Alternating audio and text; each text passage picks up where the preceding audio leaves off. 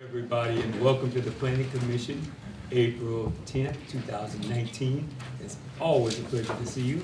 We're going to open our meeting today with our Pledge of Allegiance led by Commissioner Wendy Lau. You'll please stand. Ready? Begin. I pledge allegiance to the flag of the United States of America and to the republic for which it stands, one nation, under God, indivisible, with liberty and justice for all. Thank you, Commissioner Lau. You're welcome. Darlene, will you do the roll? Of course, Commissioner Lau. Present. Commissioner Paulini. Present. Here. Commissioner Simmons. Present. Commissioner Thank you for that. At this time, we are going to, by the way, we're going to use the microphones tonight. So when you talk, just push the button.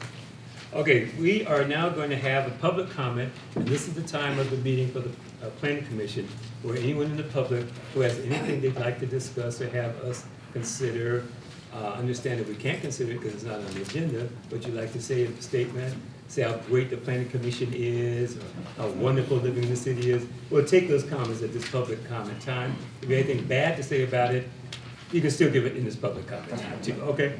But anyway, so if anyone from the public has anything they'd like to say that's not on the agenda tonight, feel free to come forward to the mic and let us hear your comments. Going once, going twice. You have a question? Come up to the mic. Come on. Hello. It's okay, it'll go.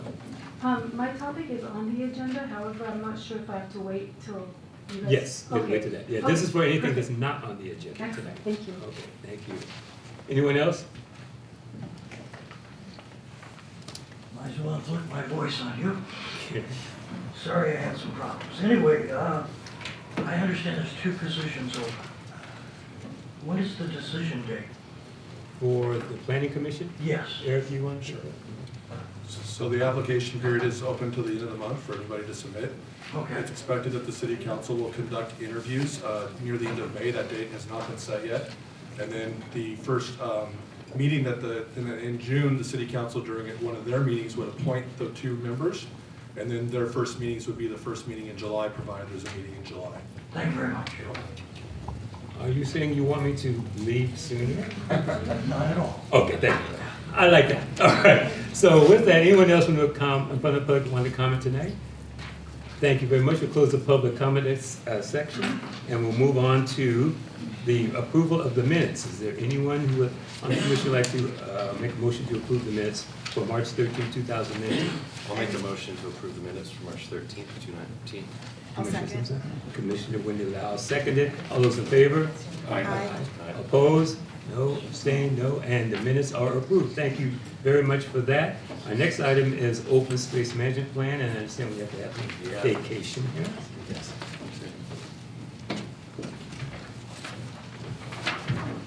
For those in the audience, Commissioner Simonson has a conflict of interest on this item, so he has to recuse himself. He'll return after this item is completed. Good, thank you for that. Okay, at this time, we are now going to have a discussion. As you remember, we've discussed this many times. It's now back again. We have additional information. The last time was before the Plan Commission. There was a split vote, as you all remember. And we have additional information that we're going to be considering tonight and go forward with this process. We have a presentation tonight from staff. And Eric, would you like to open this? Yeah, nothing new to add. I mean, there is some additional information on the dais for the Planning Commission. Principal Planner Candace Bocock will go over those things as well as a brief presentation. So with that, Candace has her report.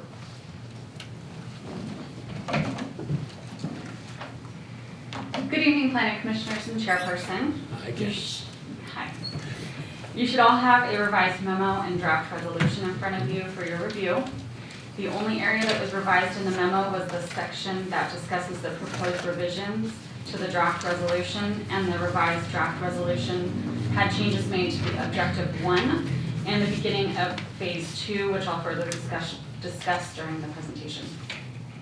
So some of you may be wondering why this item has returned back to Planning Commission. As staff shared at the last meeting, the next steps was going to be City Council.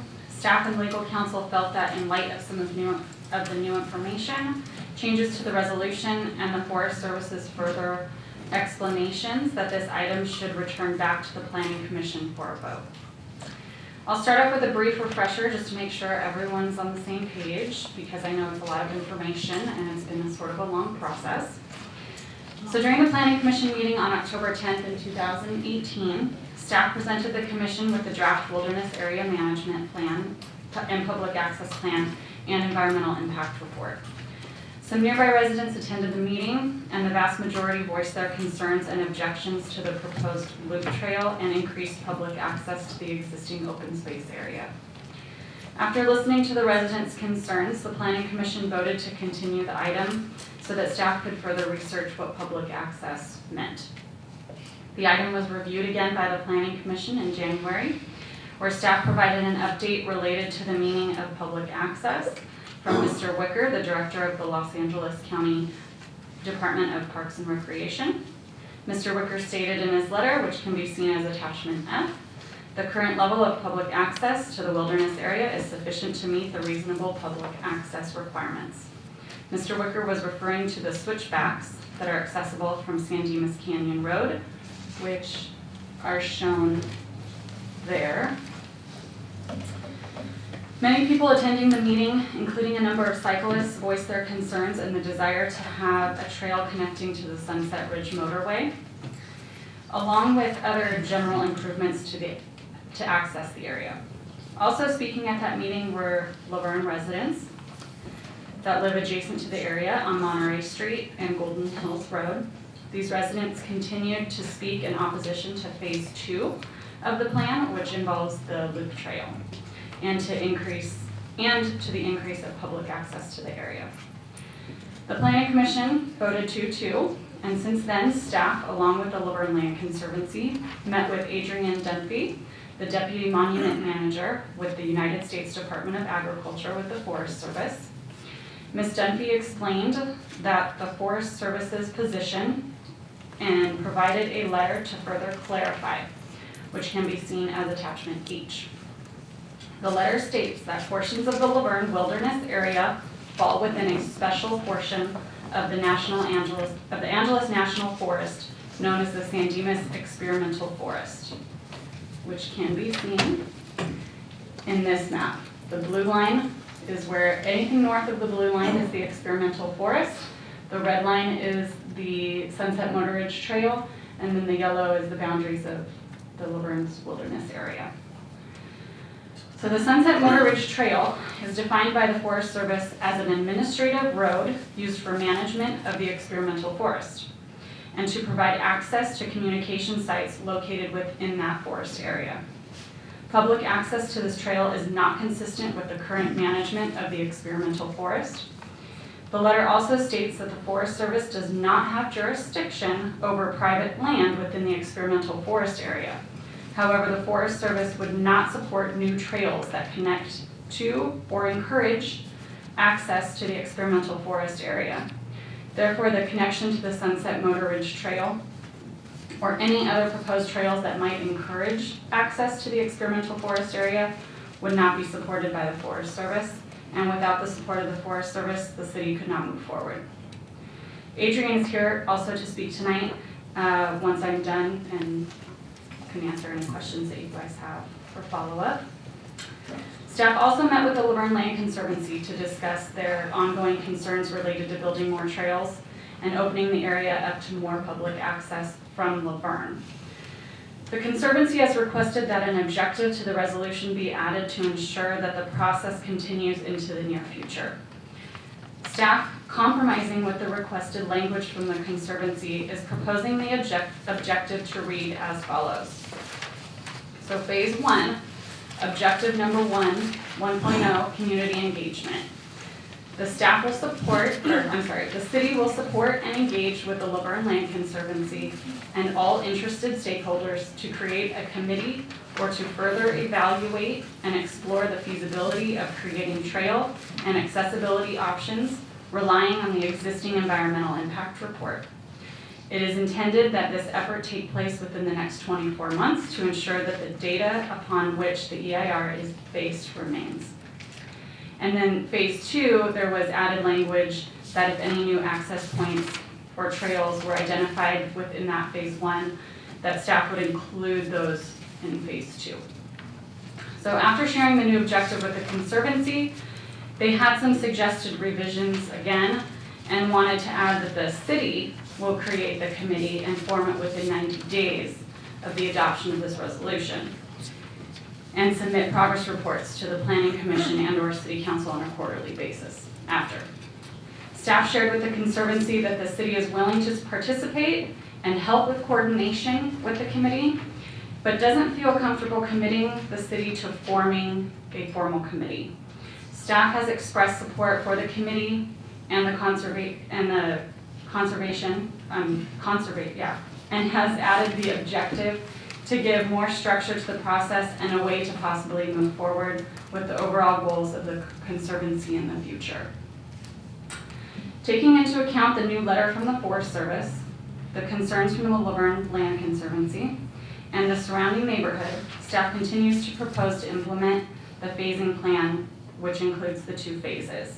Phase 1 consisting of maintenance, security, fuel modification, planting, and protecting the wilderness area, and phase 2 consisting of the development of the loop trail and the increase of public access to the area. Language was included that if there is ever a desire for phase 2 to move forward, an update to the EIR as necessary, a public workshop, and city council approval would be required before implementation. This will ensure that phase 2 will only move forward with proper notification to the residents and ultimately a vote of the city council. Since the time the agenda packets were distributed, staff received 1 additional letter from a Laverne resident, which has been provided to you.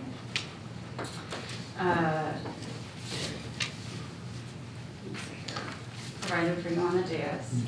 In summary, the letter states the need for access to Lookout Point and that the current public access from San Dimas is too treacherous. If through the added objective 1.0, the future group of stakeholders wants to pursue the development of a trail to Lookout Point, staff would work with the Forest Service to possibly explore this option, but at this time it's not part of the plan because of its close proximity to the experimental forest area. It also states the requirements of the grant to purchase the land required reasonable public access, and the resident believes the current access is not reasonable.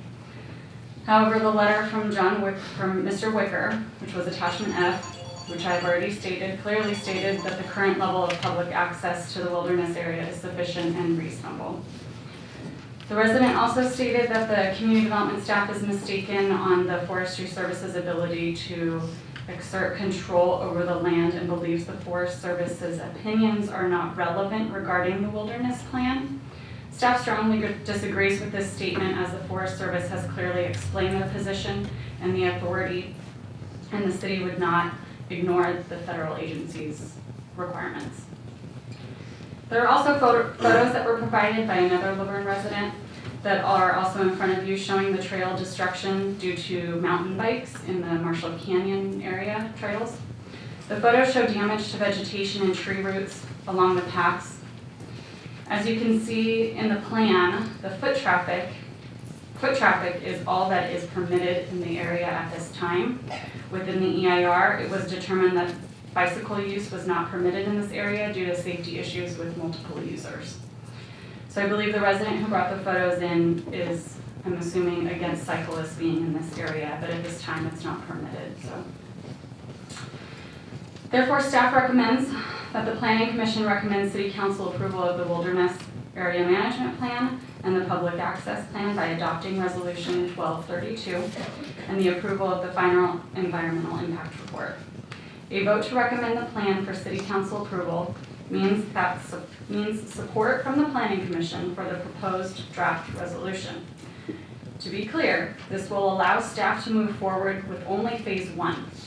Phase 2 will only move forward with additional community involvement and City Council support. Ms. Dumpy is here from the Forest Service to address the Planning Commission, and we will both be available after for any follow-up questions that you might have. Thank you, Ms. Duffy. By the way, Candace, very thorough again. Thank you. Good evening. Thank you for having me here this evening. As Candace already stated, my name is Adrienne Dunphy. I'm from the United States Forest Service. I'm the Deputy Monument Manager of the San Gabriel Mountains National Monument. The San Gabriel Mountains National Monument encompasses 346,177 acres of the Angeles National Forest, or approximately 1/2 of the National Forest. The monument was designated by President Barack Obama in October of 2014 to provide for protection and interpretation of the scientific and historic objects of interest located within the monument, and for continued public access to those objects consistent with their protection. The scientific and historic objects of interest identified in the presidential proclamation include cultural resources, recreational and scenic features, scientific features, diverse wildlife and aquatic species, vegetative communities, and infrastructure. One of the objects of interest identified in the presidential proclamation establishing the national monument is the San Dimas Experimental Forest. The San Dimas Experimental Forest covers 17,163 acres of the San Gabriel Mountains National Monument and is located immediately north of the cities of Glendora, San Dimas, Laverne, and Claremont. The San Dimas Experimental Forest was originally established in 1933 as an outdoor hydrologic laboratory. It is a protected field laboratory under the joint management of the Angeles National Forest and the Pacific Southwest Research Station, which is actually a completely separate branch of the United States Forest Service. The research activities conducted by the Pacific Southwest Research Station in the San Dimas Experimental Forest include studies of hydrology, fire, and other topics relating to the ecology of chaparral and related ecosystems. In order to ensure that ongoing research studies are subjected to a minimum of disturbance, the entire San Dimas Experimental Forest has been closed to the general public except under special written permit since its establishment in 1933. So as Candace has already explained, portions of the Laverne Wilderness area fall within the San Dimas Experimental Forest. You can see on here, the blue line generally outlines what is the proclaimed boundary of the forest. However, there are portions of private land that are located within the proclaimed boundary. The Forest Service acknowledges that we do not have jurisdiction on City of Laverne lands that are located within the proclaimed boundary of the Angeles National Forest or the San Dimas Experimental Forest. However, the project concept as originally presented involves a trail leading from City of Laverne property to what is being referred to as the Sunset Motor Ridge Trail or the Sunset Ridge Motorway.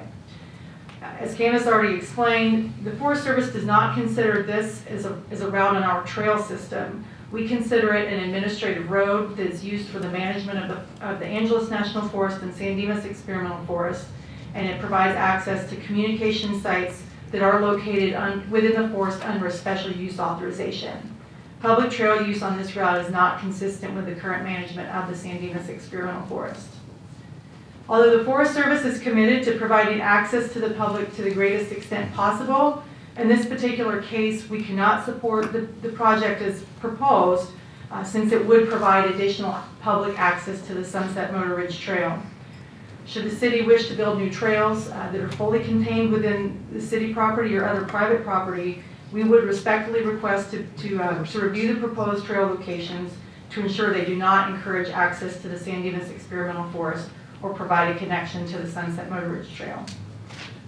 Thanks for your time this evening, and we do look forward to continuing the dialogue with your staff on providing recreational activities to the public that both agencies can fully support. Thank you, Ms. Dunphy. Thank you. Before I go to public comment, you said you had a question? Yeah, I have a question. Just curiosity. Clear out the basin. What type of equipment? Do they use an excavator, a bulldozer, or what? I'm honestly not sure of the answer to that question right now. I'd have to look into that and get back. There's a reason for that question. Sure. Okay. And I want to address it to Candace. Well, I tell you what, we go ahead and have the public comment, and then we can go forward and Yeah. come back to the dais for going forward. Let me describe the public comment. Thank you, Ms. Dudley. Let me tell you about the public comment as we go forward. As we've done in the past, we've heard so many wonderful comments, pro and con. Just the from. microphone, please. The microphone. Oh, I'm so sorry. Thank you. Thank you for that. We've heard many comments, pro and con, about this project. from the community over the several months that have passed. And we're so appreciative of your comments, and so appreciative of you coming forward, so appreciative of you coming forward and expressing your comments and issues. Because so many people have already commented, we're very much aware of the history and the comments and the feelings, one way or another, on this project. So I don't want you to think that we're overlooking anything that we've heard in the past, and we take into consideration all those comments that have come forward. So we're hoping that tonight you're responding to any of the new information that has been presented tonight from both Candace and from Ms. Dunphy, and to go forward. If not, you're certainly welcome to continue to make comments as you so desire, but I am going to ask your indulgence and we limit comments to 3 minutes apiece. That way everybody has an opportunity to comment respectfully, and at the conclusion of those comments, we will then close and come back to the dais for further discussion with the commissioners. Is that okay with everybody? Thank you. Your silence is a yes, so thank you for that. And so at this time, I'm going to call on some people who have already given us their blue cards. And if you want to speak, be sure to bring your blue card up, and we will take you from here. The first speaker we have is Susie Morales.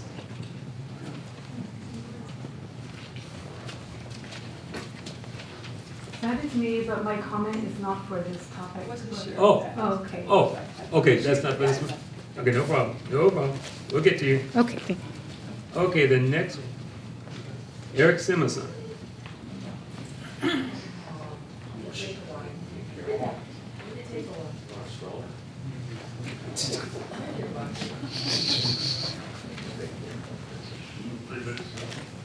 Good evening, Commissioners. Eric Simonson, 1977 Golden Hills Road. I have a question, actually, perhaps for Candace or maybe for Eric. I understand recently the state of California has been involved with Fish and Wildlife and have issued a cease and desist on fuel modifications or any activities on the property adjacent to the homes in the wilderness area. Given the plan that's moving forward here as far as the wilderness park goes, it's my understanding until that cease and desist is lifted, there's really little value in moving ahead with this until the state is satisfied with entering that property. Now, I know that the city is, and the county of Los Angeles and the city follow fuel modification guidelines on behalf of the community for the safety of the homes and the people living in the community. So historically, those lands have been clear of brush and debris that are obviously in the last couple of years come to a really high point of concern for the state and everyone. Now that we have the state's issued cease and desist order, how do we intend to do fuel modifications if, as I understand, has been said that 24 months is going to be needed or is looked at for doing phase 1 planning?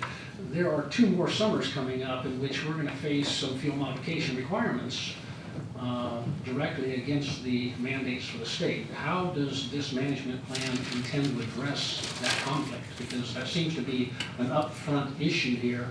If we can't get that done, we technically can't enter those properties. So, a question perhaps. You know, what would you, you want to go ahead and answer that? Well, let's go take all the That's what I questions thought, and then yeah. we'll try to Okay, address thank them. you. We'll come back to that. Thank you very much, Eric.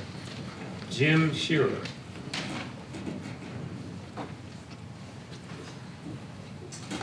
Good evening. I have a simple question. I noticed that one corner of the wilderness area touches on Bryden Road. Are there any plans for public access at that point? We'll answer that question. We'll come back to the responses. Thank you for your question. Next question is Mark Alva. Mark Albee. Alvy, thank you. So I've spoken here before, and I have concerns that we really aren't giving the people of Laverne access to the wilderness area. While technically Mr. Wicker may have approved access up that trail, I don't think he's walked it. I don't know if anybody here on the planning commission or anybody here on the staff has walked that trail. It's very treacherous. Seems to me right now the only access to that area is people who live in Mountain Springs Estates. They have access to that area. What about the rest of Laverne? We should have access to that area, and we don't. It's been 12 years since the land was purchased, and we should get that access. I don't want to be confrontational with Mr. Dunphy, and she has used her words very carefully. And she has stated that U.S. Forest Service has no jurisdiction over the private land, of which all the Laverne Wilderness area is. It's private land. And she's claimed she cannot support that use of that land. And respectfully, her support would be desired, but I don't believe is required for us to use the land that we own and bought. The boundary is a declared boundary. It doesn't supersede any rights that Laverne has to their private land. So I think before we give away our rights to other entities, we need to be very careful to understand what our rights to the land we purchased is. So, thank you. Thank you very much. Our next speaker is Jane Riggs. Jane, did she leave? Oh, here she comes.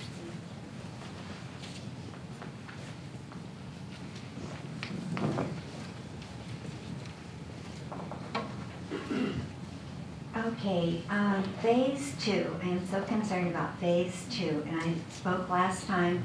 There's no one in charge of it.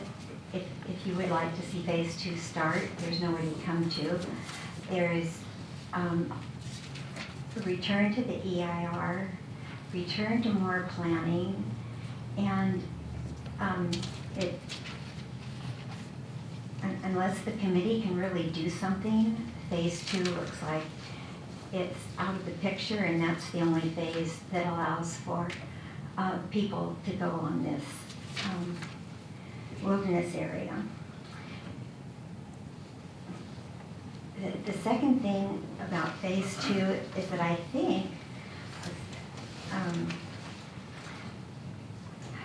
think it's required, the trails and access are required in phase two in order for the city to qualify for the $650,000 that the county has kind of tentatively made available. Thank you, Ms. Riggs. Okay, our next speaker is John Tyro.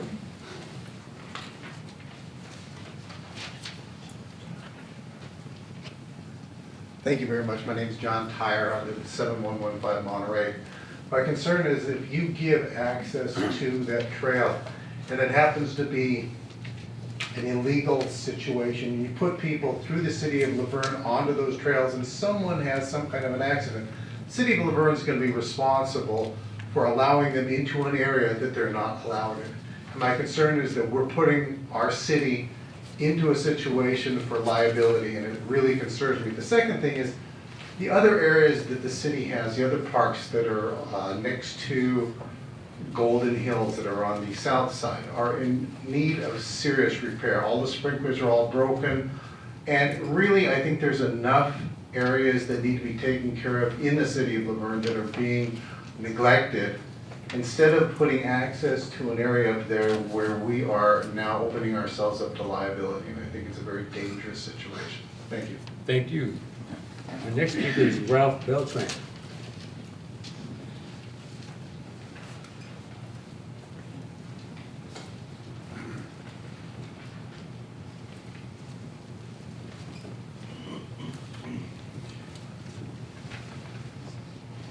Hello, I'm back again from the first meeting we've had. I want to note that on the first meeting, it was considered a draft that was handed out to the public. And now that I look at the document that was handed out today, there's no word up on the left top corner of draft. And it's very disturbing to me because on the first draft that was handed out, it clearly states under objective 4.2 on the action of 4.2.2 on page number 5 that it's to be a foot trail only. And there's some restrictions now that bicycles and equestrians are not permitted. What was handed out today. That was not on the previous document that was noted as draft. Like I mentioned before, I worked for LA County Parks and Rec for 38 years. I was a trails maintenance supervisor. I've dealt with issues like this before. And what was disturbing to me, and I didn't mention at the first meeting, is that in 2006, I was there at that breakfast meeting with Supervisor Antonovich, with Jay Gomez, his deputy. And one of the assurances that Supervisor Antonovich wanted to make sure that that money was to connect to our trail system. I failed to mention that the last time I was here. So I just want to let you know that I was there at that meeting. I was a trail supervisor for 16 years. I have 38 years of county service. I've dealt with issues like this in multi-million-dollar home areas. In fact, some of these trails, they go in front of $5 and $10 million homes. And we resolved those issues. As to it being a gated community, I'm sure they have concerns, but we address those concerns. And that's why I volunteered to help out the Conservancy with this issue. But I just want to make it known that I was there at that meeting. It was a breakfast meeting with Supervisor Antonovich. And he was supported if the trail was to connect to the county trail system. This way, if there was any need for assistance in terms of maintenance, repairs, or anything like that, we would be the ones to be called on to help out. And we have other jurisdictions that we had through the U.S. Forest Service up in Altadena and La Cañada areas that we have partnerships with. And I'm really disappointed that we've approached the environmental area before and we were denied to connect San Dimas to San Dimas. Okay. But I just want to make sure that you're aware of that now. Thank you very much. Okay. Our next speaker is going to be Monty Beasley.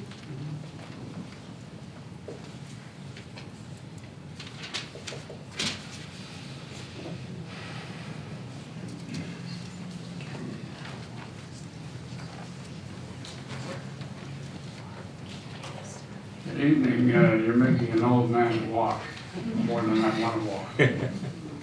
I've been here 3 times on the same issue.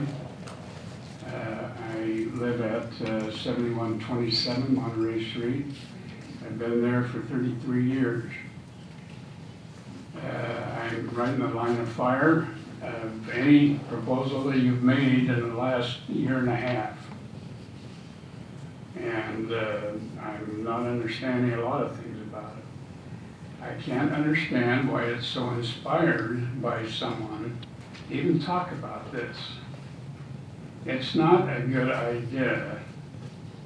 And with all of the unanswered questions, last meeting we had, I think there was division on your commission about sending it to the city council. There were questions, obviously, with the city council. And then the same things that I have written in a letter, and there are a few things in that letter that were never answered as far as I'm concerned. I still don't think there's a reasonable area or a feasible area for parking. Where are these people going to park? They're not going to all ride up here or walk up in that area. They're going to be up there in a car. Why would you make a street like Golden Hills and give it more traffic? I don't understand that. The traffic is increasing on Golden Hills Road. It's increased a lot in the last 5 years. It will be disruptive. There are questions of liability. I hope you realize what kind of a burden that it's putting upon the city, and it isn't immediate. It's going to last, if this is your recommendation to the council. I never heard exactly, another question of mine, with transparency of the funding. How much of the federal feds are participating money-wise, and how much is the city doing? And if any, with the county. I think that should be first question. I just don't think the value is there for the money that's going to be spent. One other quick comment. This last year we've had a pretty good rain year. I am in the water business, and I appreciate nature in the way that water runs and comes to us. And if we're not prepared for certain things, it's going to flood certain areas. That area had a flood. Most of you here probably don't realize it. I know you weren't around then, neither was I. But it was 3.5 foot high behind my house and behind John Tyer's house and all the way up Monterey. I need you to wrap up. Pardon me? I need you to wrap up. Your 3 minutes are up. I need you to kind of summarize, wrap up. But I heard your comments about you want something new. There are many comments that all of us could make that are here that it isn't new. This is old, and it needs to end. I appreciate the Forest Service explaining to the city what the boundaries are. I don't think the city wants to get in a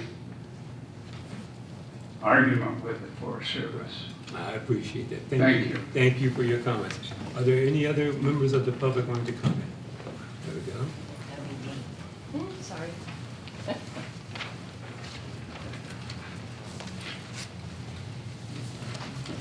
Joyce Kelly. Yeah, Joyce Kelly. I'm on Monterey, where the water, and now the goats are, because they're cleaning out all of the weeds. So thank you to the commission for everything that you've been doing, and thank you, Candace, because this hasn't been easy, I know.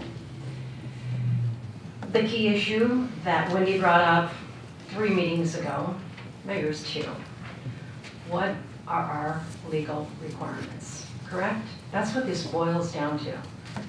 We had a room full of bicyclists and everything else, and as I said, I'm not opposed to that we're pushing their agenda. I know some of this is repeat, but I think succinctly, we've got to get to the key issue. What are our legal requirements? What I understand is we are meeting them. The access we have, we are meeting. If the issues with the Forest Service are there, why are we even pushing that? And why does this still become an issue? And I'm agreeing with money. Stop going back and forth because somebody wants access up there that we've given them everything they're supposed to have. By law, by all the requirements, so that we're not having to pay for this, we're not having to do anything, but we keep going back and forth and entertaining, and it's not because I live on Monterey, but the reality is, it's laid out. What the requirements were when the land was given, when it was purchased, all of the things we need to do, we've done them. You guys are wasting everybody's time and quite frankly emotions. Not just you, you're giving in to the people. Listen to what Candace and the Forest Service are saying.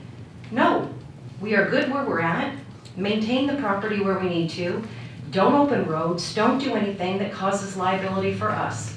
We are within our legal responsibility of what we need to do. We don't have to do more. Our next speaker is, I believe it's Kathy Windsor.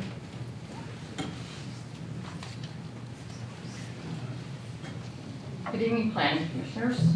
Kathy Windsor, I'm the president of the Laverne Land Conservancy. I'm also a resident of Monterey Street and neighbors with Monty and the Kellys.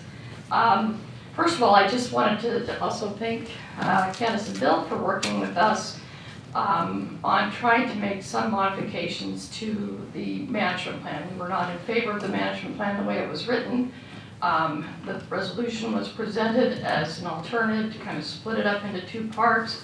Phase 1 being to just do everything that doesn't have to do with public access. Phase 2, if we ever get there, would deal with public access. We have this new objective in front of you that basically allows the creation of a new committee, a coalition that would evaluate options, that would talk to the stakeholders, the homeowners, the cyclists, the equestrians, the conservancy. I would like to see that language somewhat modified so that the city takes responsibility for development of that committee. The city has developed other committees like the Active Transportation Committee, which I think is something that does have a workable personality, if you will, where the city has an active seat at the table. This is not, should not be put on the back of the Land Conservancy. There are an awful lot of other people within the community of Laverne that would like to have access, and frankly, to have the homeowners on Monterey be vehemently opposed to having access back there, I think is kind of short-sighted, actually. It's not really right that the city's going to take a public space that was purchased with $6.5 million of public money and turn it into a protected private preserve maintained at city expense for the homeowners on Monterey. I mean, I'm one too. But what we're talking about is a fairly simplistic trail, not the loop trail, but it's very obvious that if we put this trail in, these homeowners on Monterey would not even see that. I agree that there are issues that need to be discussed. That's why we pushed the idea of putting together a committee that would be sanctioned by the city, that we can further talk about what can we do within the experimental forest. We do have property that's owned by the city of Laverne that we're just going to say, oh well, we can't have any access to it. I think that's a shame. I really do. We had a meeting in this room about what are the priorities for people. One of the top priorities was new trail access, open space. Everybody's in favor of open space. Do you think anybody on Monterey Street doesn't appreciate the fact that they've got protected open space behind their homes? I've never had anybody on Monterey come up to me and say, thanks for protecting that space behind my house. You know, it's created value for their homes. Well, we can't have it just be a protected private preserve.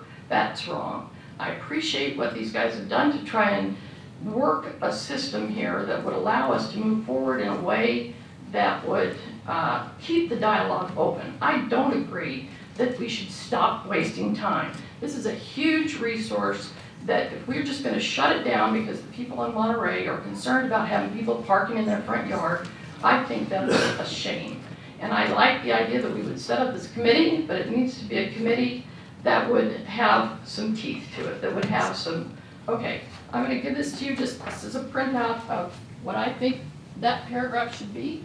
I'd like to see a motion on that. And basically what it does, it has some timeline in it, and it also says that it would be a city committee with the Laverne Land Conservancy as a stakeholder. This is not going to be, shouldn't be a Laverne Land Conservancy committee. We tried that. We built a management plan 12 years ago, and we were shot down and told that we couldn't do that.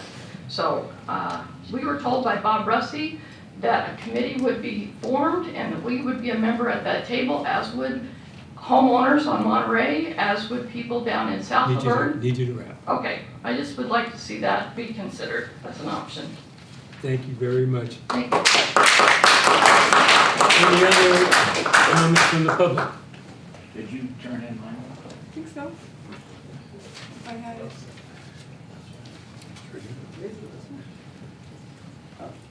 Are you Joe? Yeah. Okay. My name's Joe Joe. Anastasio. I live at 2019 Golden Hills Road. It's easy for me to remember my home number this year. My wife is concerned about that, me getting lost, so she... Mr. Beasley went over a lot of stuff that I had want to talk about, and it's the same thing that everybody feels. and I just don't understand it. I came here in 1980 and bought my house. It was a country, it was beautiful. We loved it. Still love the city and everything about it. Now my area is going to be turned into a parking lot. There's going to be cars up and down the street. There's going to be people coming from Pomona, Glendale, Glendora, all over. They're going to be riding up and down or walking up and down in the back of my house and everything else like that. I wasn't going to say anything, and I sat here from the first meeting and I knew which way it was going. And I've been around for 84 years and I can kind of tell. So I told myself not to say anything. Don't get up there, Joe. Don't talk. But I just couldn't help tonight to get up there and say how I feel. We're using money and everything else like that for other people to use, coming from other cities and parking the cars in front of our house. And I just don't understand it. We talked about it. I was here when we talked about the flood area. I was there when we had the floods. Dawn's house and Kathy's house, their house had mud all the way in the backyard. Norm knows. He had a friend that lived there at one time. And it was a mess. And I'm sitting there in a meeting and I heard, well, what we're going to do is we're going to put a pipe, and this water pipe is going to catch all this water. I remember I looked over the fence and seeing that water coming. I thought, oh my God, there goes my house. The way that water came down that hill. We were talking about a dam from the beginning. Like maybe 10 years ago, 15 years ago, we were talking about a dam. Now we went down to a little pipe. And I'm sitting here listening to everybody talk, and I just can't understand what's going on and why we're even thinking about putting all that traffic and everything else in the city of Laverne. And I just had to get up here and say that I'm really opposed to it, and I think it's the wrong thing to do. Thank you, Joe. Any other comments from the public? I'll go after somebody. No, No, not yet. Okay. Okay, Hugh Kelly. I feel like the chipmunks, you know. Any event, no, I agree with you on. You're talking sexy. I agree with Joe and I agree with Monty. I was at the meeting in 2006. There's a gentleman over here that was talking about, we're going to build a dam, so we'll catch all the woody debris. Well, my neighbor's house right next to mine, I didn't see the flood, but I saw the after effects. Half his yard was in my pool. They had to come out and physically dig all the mud out of my pool. So, whatever you build back there, the next big rain, it's gone. Thank you, Hugh. Our next speaker, and we're going to try this together. Winnie, I'm going to let you try that one. Yeah. Is that Sabina? Sabina. Are you a doctor? Because it kind of looks like my doctor. Oh, gosh. Good evening, Commissioners and Eric. I don't know your name. So. David. David, okay, so sorry. Anyway, and of course, Darlene. I think I have you all beat here because Golden Hills Road wasn't even Golden Hills Road when I learned to drive on it. And there were no homes up there. And so, talking about things, some of you are looking at it as devolving from pristine. Well, I think that when I had a picnic under Eric's oak trees as a kid, and no one lived up there, that was pristine. And now, what happened? We have the Bryden development, we have homes, we have all of these things. Our city has been developed. We've gotten to a point of infill. And what do we have for open space, for people to hike, for people to bicycle? But let's stick to hiking because that's what this plan was initially for and continues to be for. what do we have? We have nothing. Marshall Canyon is county. What open space do we have for passive recreation? We have none. Now, the $6.5 million that Kathy was talking about was not provided by the city. That was provided through a grant that the Laverne Land Conservancy applied for and received. And the city, I believe, paid how much? $1 for all of that property up there. And I do understand that there are issues with having to maintain it. You have to bring the goats in every year. But considering the fact that there is no open space to recreate in, I think is a big issue. The concept of having, perhaps proposing to the city council to have a committee to address this lack in the city is something that I would hope that the Planning Commission would propose. There's a huge gap here and a huge need for it. And as people become more interested in keeping their health, I think you're going to be needing more of these areas in which people can do that. And as I said, we don't have any now. So I would suggest that at the very least, you propose to the city council that a committee be created for wilderness and open space land use by our community members. Thank you. Thank you. Thank you for that. Any other comments from the public? Yes, ma'am? Can you add my name to Eric, or can I have to fill it? Another Simpson? Yeah. Well, I'm Jennifer Simpson, and Eric and I have owned our property on 1977 Golden Hills Road for 35 years. We've seen 2 floods go through there. We've helped clear the mud off of Golden Hills as it rolled into our neighbors and stuff. So we've always wondered, why would you spend the money to build a trail in a flood zone? Geologically speaking, it's a flood zone. The reason that you were able to buy the land, the Conservancy bought it from the private landowners, Mr. Sloan and LaHaye and the whole group, they couldn't develop the property without putting in a debris basin, and nobody had the money to put the debris basin in. So when Kathy came in and said, hey, we got money, these developers all got their money and they went and built other homes where the old horse trail used to be. So, but to turn that, the reason it never went forward is because of the flood zone. That was the hydrology problems in that whole canyon. I think we've had pictures of it before. So I just want to let you know, I'm not opposed to people, but I'm putting money in and building a trail, not leaving it just a native state. It's interesting. So then the other thing is, at this time, there is 0 access off of Golden Hills Road to the Wilderness Park.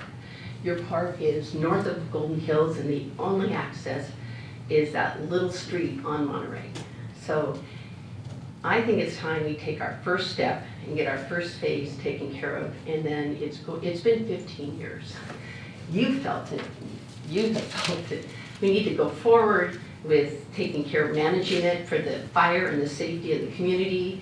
There's dead oak trees. There's 100-foot oak trees that are just falling down into the ground. So from the top and down, I didn't bring pictures. But I just think managing it and making sure we're safe from all the fires. We don't need the fires that have happened all over the state. And then if you get a committee, I think that would be better, because the Laverne Conservation Committee or the Laverne Land Committee, I don't know who they talk to, because it seems most of the people, I don't know who's on the committee, I don't know when they meet, I don't know how you become president and run the thing, but I think a city committee for the future, when we figure out what to do, I'd be in support of that. Thank you. Thank you for your comments. Got my own name? Oh, no, You got it. Thank you. Anyone else from the public? Yes, sir. And I'll provide you with the speaker card when we're done. Thank you. My name's Eric Ford. I live at 1883 Golden Hills Road. I'm on the west side of the southern tip of this proposal. I'll cut to the chase. I'm in full support of phase 1. I think there's a natural tendency that we all have that we like to create things that withstand the test of time.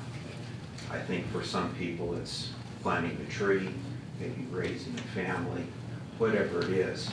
So I understand the desire to create an open space that can be enjoyed by a lot of people, and I get that. What I don't get is why you'd want to create that open space in an area that Mother Nature has designed for a specific purpose, and the purpose is executed perfectly, as has been stated during major runoff issues. That area is nothing more than Mother Nature's curb and gutter system. And I think that's why if you talk to some of the old timers in Laverne, Wheeler was always referred to as kind of just a floodplain is all it was, because it fed pudding stuff. That will not change. No matter what you do in that area, it will remain as it was created to deliver water and debris out of the canyon. So I think the intentions are well-founded, but I think misguided. And if I could make an analogy, it's the classic square peg in the round hole, where you have established neighborhoods, you have an area of Laverne that is a draw to live here in this community. And now after that, after 40 years of these neighborhoods being there, you want to insert to that a wilderness area that's going to upset the balance of what's been there for 40 years. So in other words, the square peg in the round hole requires a tremendous amount of force. It generates friction, creates a lot of heat, and the end result is neither the hole or the peg are worth anything because the fit's not proper. So in my opinion, the fit's not proper for this development to go forward past phase one. Phase one, as I said, I support. I would suggest to you that it is really the best avenue for the city to become stewards of their land. That sometimes the act of being a conservator requires that you step back and look at the big picture and address that as a preservationist more than someone that wants to come in and put their own spin on it. Thank you. Thank you for your comments. Anyone else from the public? Very good.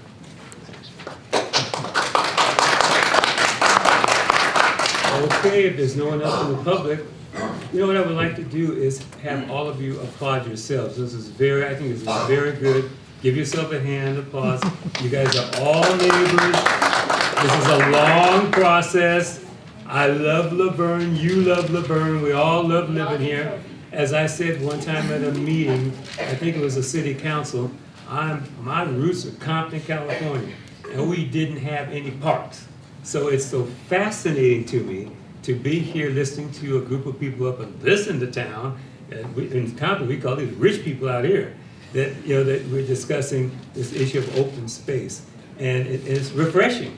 I wish you could have done it when I was a little kid in Compton, but I want you to know that we hear you, and we take your comments seriously, and we're going to come back and discuss with the commissioners here on the dais the issues that brought forth. We heard your comments. We promise you that where we can, we will comment or reflect on your comments you brought tonight, answer any questions that are outstanding out there, and go from there. So at this time, we're going to close the public process. Thank you for your comments, and come back to the dais. And Eric, did you take notes of your comments? I did, and so I will do my best to answer some of the questions that were raised this evening. First to Mr. Siverson's comment about the letter the city received from Fish and Wildlife. The Planning Commission isn't aware of this letter, and it was a recent development, and it relates to the private development there known as H Canyon. While the notice for this meeting went out after the city or before the city received this letter, city feels comfortable of having the Planning Commission continue on with their recommendation on this item as it does go to the City Council. We will, however, postpone scheduling any meeting before the city council for further action on this plan until we have more information on that letter, and we plan to meet with the state on those specific issues. So while we continue to hold this meeting and continue as staff to make a recommendation, that the planning commission make a recommendation, we will withhold going to the city council until this other issue is addressed by meeting with the state.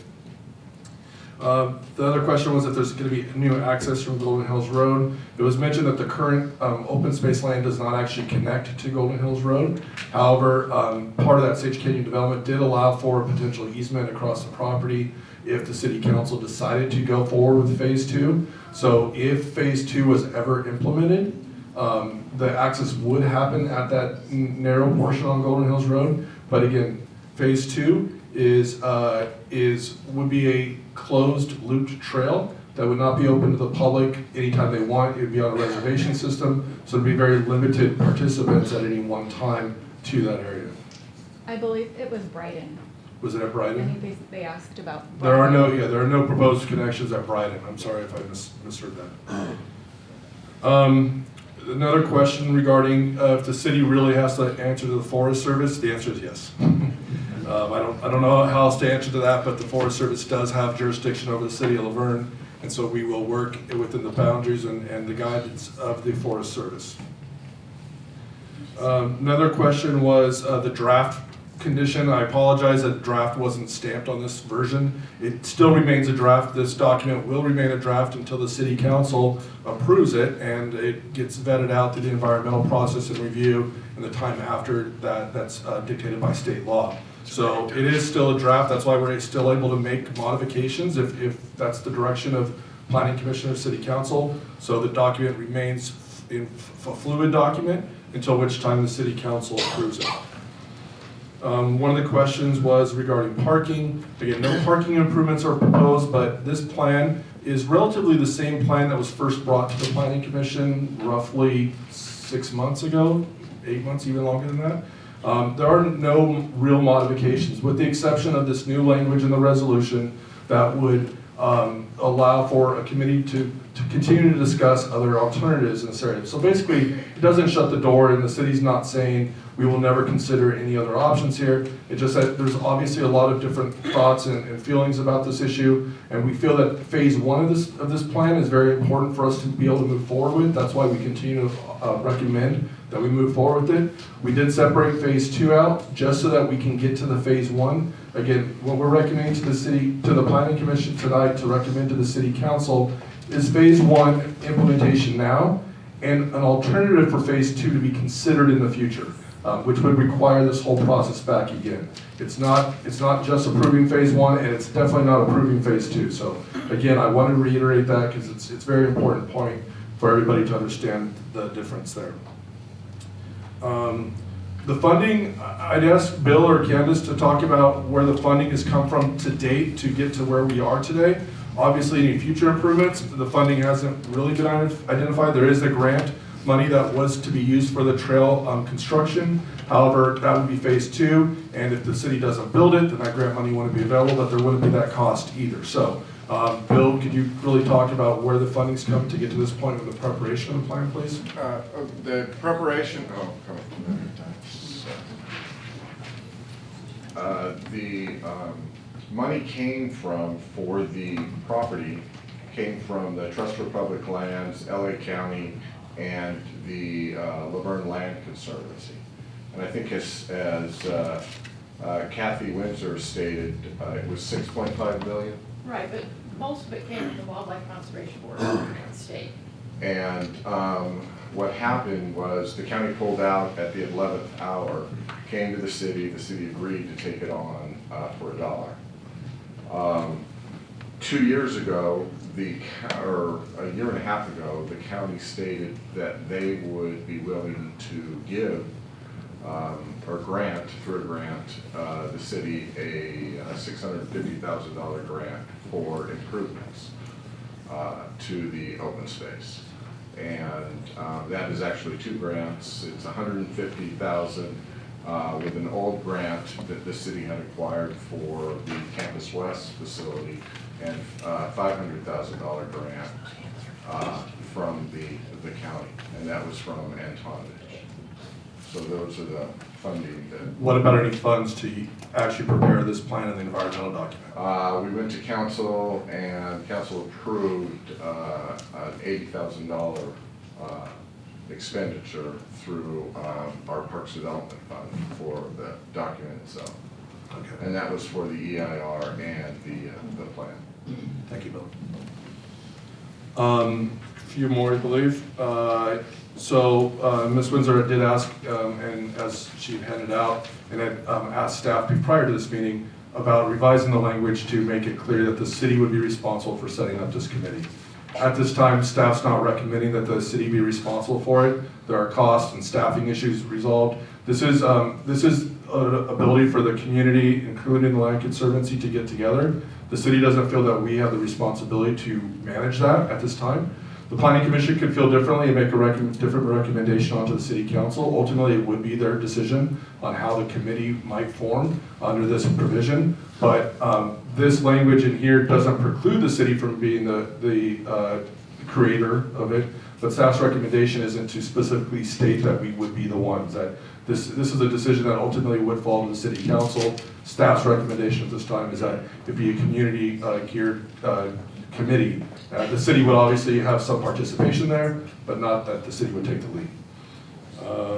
And then a little bit, again, I did want to reiterate the difference between phase 1 and phase 2. While they're both being proposed today to be considered and recommended to the council, really the intention today for us to be able to move forward is to pursue the phase 1 activities, with phase 2 requiring another review by us. But it would be vetted through the environmental impact report, and that's why that's important, because the EIR can be certified, and phase 2 would basically be as part of that plan and not have to go through a new environmental document. So I think I covered the main questions that were raised. I'd be happy to answer any other questions the commission might have. Okay. At this time, Commissioner Lau. So I just want to clarify the last point you made. Sorry.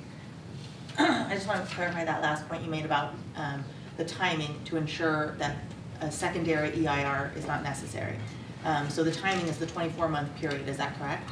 Roughly, there's not a real hard cap on it, but that's kind of the industry standard of that. After 2 years, the document becomes stale. Okay, and so the part of the rationale then to include the timing is to also not only allow for expediting of any further review of a phase 2 if there is to be a phase 2, but also to save the city the cost of preparing yet another EIR. Is that correct? Correct, yes. Thank you. Commissioner Faustini. Yeah, I just had one question. The reason I asked that question to the forestry was I just wondered what the access point would be to clear out that debris basin for the equipment that's going to have to go up in there. So there is no debris basin being proposed with this plan. How about the work that they The city has some access through Bryden and other ways. We have water facilities in some of this area, water towers or tanks, that the city has access. And similar to where we have access rights mainly by foot to do the maintenance that's required under phase 1. But there are no new roads or new gates or anything that would be built as part of phase 1 for that access. That's what I wanted. Thank you. Commissioner May. This is a little bit tangential, but where is Lookout Point that was referenced? Someone point that out. I believe it is roughly, I can't see that well. Right at the Mark, blue line. correct me if I'm wrong. About Here? there, maybe a little south of that, but about there. Just You can there. see But that. there is, I believe, a trail from this. You can kind of see it here that connects up here. So I'm not sure. So currently, the way to get to that point is on the Sunset Ridge Trail. Correct. Today? From San Dimas Canyon up Yeah, the the vertical. steep, yeah. Thank you. I don't have any other questions right now. No questions right now? Okay, I think that the presentation was very good. Thank you again, Ms. Dunphy. Thank you, Candace. Thank you. And thank you, public, for your comments. This is really intense, and I know all of you are put your heart and soul in all the comments that were done tonight. I really appreciate that. Commissioners appreciate that. And what we're talking about now is trying to move forward on a process to move this along, one way or another. And I'm looking for a motion for the staff's recommendation on resolution 1232. And do I have anybody giving a motion on that? I move to accept the recommendations of staff for,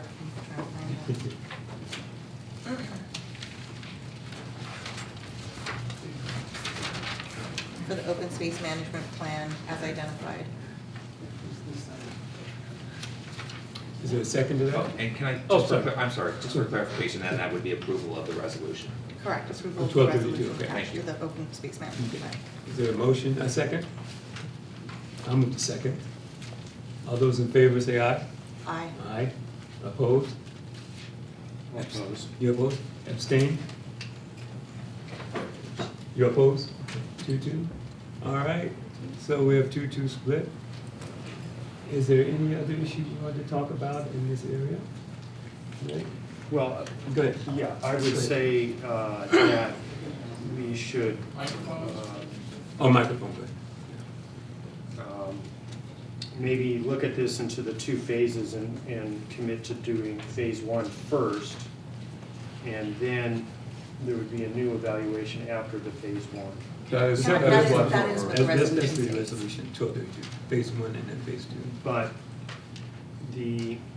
I'm concerned about the commitment to move forward at Oh, all I see. after phase one until the other points have been resolved. I'm sorry, can you explain your concern? Is your concern that it will not move forward or that there is additional information that you are seeking? It could move forward after phase one, it currently stated, without any other action by commission. You know, it No, has to go it back has to to come back. commission. So if you look at the resolution, it has to come back. Mhm. So there's a 2-year period within which the EIR will still remain effective. Right, we're So trying to with- save the EIR. Correct. So within that 2-year period, any group of folks that want to come back and proceed with phase two Mhm. has the opportunity and the support and the engagement of the city to do so. As Eric stated, council may indicate that it becomes a city formalized committee. It may not, but it will allow for that movement forward on a phase two, on a trail of some sort or other access. But the point at this juncture is that if we do not approve this resolution, then the time on the EIR continues to tick. Yes. And there is no movement on phase one. So none of the fuel mod happens, none of the debris cleaning, none of that happens. So our recommendation here goes to city council that says, phase one, we can move forward, we're free and clear. Phase two, with all of these very involved folks who are interested in having access, still have the opportunity within that 2-year period to address that. And they can work with the city staff and council may determine how they want to move forward If with it that. happens like that. I might suggest another option. Phil, you have the ability to make a motion that the city council approve phase one and adopt the EIR and not even consider phase two. That's another alternative so that the city can move forward. If your concern is even considering phase two, that is something that you can make a motion and the planning commission could vote to make a recommendation on. Again, this is still ultimately up to the city council, but we would like to try to see a majority vote one way or the other on this item so we can make a recommendation to the planning commission. Sorry, to the city council. On the parts that you agree on. On the Well, parts. and my concern, so I guess my clarifying question to you is, do you not want a phase, do you not want the ability of people to be able to move forward on a phase two if they so choose? Is that what you're saying? Yes, with the distinction of the concept of phase two is too wide open at this time, I think. That it is not defined, I think, properly. So I'm in favor of voting on approval of phase one at this time. Okay, so my clarification, and staff and folks, please correct me if I'm incorrect in this, attorney, please. My understanding is that with the approval of this particular resolution, phase one moves forward. Phase two, any iteration of a phase two still has to come back for a review by the planning commission and the city. So to your point about there maybe not being enough information or not enough facts, or not enough narrowing or broadening of whatever the proposal might be, that still has It to still had to be covered one Correct. additional time. Correct. And so in this fashion, in my perspective, it shortcuts the ability of the people who have already been waiting many moons to decide what a phase 2 might look like. If we only vote on a phase 1, then it completely inhibits their ability to come forward with a phase 2. The approval of this resolution allows us to not only move forward with a phase 1, but then allows the people to decide what they want to do with phase 2, and they can operate within that 2-year period without posing the risk of incurring an additional $80,000 plus cost, correct, in another EIR report. Okay, thank you. That's very good. So with that, Commissioner May, are you wanting to do a separate motion, or I are you would comfortable? continue with the first motion. First motion? You want to change your vote? So is there, okay, so He's changing his vote on the first. Okay, so could we get a motion for reconsideration Yes. first, and then we can go from there? Okay. Oh, I'm sorry. Yeah, well, Mr. I'm glad you brought it up, because that was my thought too, that it should have been broken down separately. Get phase 1 out of the way before we even think about phase 2. Gotcha. And we can do that with this. And that's what I would like to see. And that's what this resolution does. Yeah, okay, then I changed my vote. Okay, so let's have, Okay, so let's- do I have a motion for reconsideration of Commissioner Lau's motion? I move to reconsider. Okay, Commissioner May's gonna, Okay. Commissioner May does it, I second it. Okay. And all those in favor? Aye. Aye. Okay, Now we now, can- Now you can do another motion. Okay, so However I you wanna move, do it. I move to accept the recommendations of staff for the open space management plan and the accompanying resolution. thank you. Thank you with that. All those in favor? You need a second. Second. Oh, second, I second. All right, all those in favor? Aye. Opposed? It's unanimous. We're going forward. Thank you all very much. Thank you. We're gonna take a 5-minute break and then go on with the rest of our agenda. 61-17 CUP Resolution number 1237. And the issue is Calvin Architects proposed Damien High School Master Plan. Eric, you want to? Nothing to add, Senior Planner Luke Seibert has his report. Thank you. Good evening. My name is Luke Seibert, Senior Planner here at the City of Laverne. The item we have before you tonight is a proposed master plan update to Damien High School. It is a 10-year master plan. I'd like to first get through and provide some introductions to the people that will be providing information, or at the table for any clarifying questions that you may have. Behind me I have Michael Duke, who is the project manager on Damien High School, on Damien High School's end. And we also have Jeff Calban for Calban Architects. He was the architectural firm that provided and produced the master plan you have before you tonight for consideration. And then we also have Dia Blintis behind me, who is the environmental consultant for LSA, who produced the environmental document you have before you as well. Now, in terms of this process for this Damien High School master plan, you've got to go back a couple years to when the process was kicked off in June of 2017. At that time, the application was formally submitted, and staff worked diligently with the applicant to get it to the point where it was deemed complete. At that point, we then put together basically a workshop, and that was held within the surrounding community, and that was in June 14th of 2018. At that time, about 15 residents showed up, well received. Overall, the meeting was positive, with an important point regarding visibility coming out of the meeting. And that visibility is really key to the northeast corner of Palomares and Damien. There is about a 6-foot high fence, along with landscaping. There was a lot of concerns from that community regarding that fence and that landscaping. From that, there has been a condition of approval as a result, and that is included within the condition number 2 of Exhibit 1 of Attachment A to this staff report.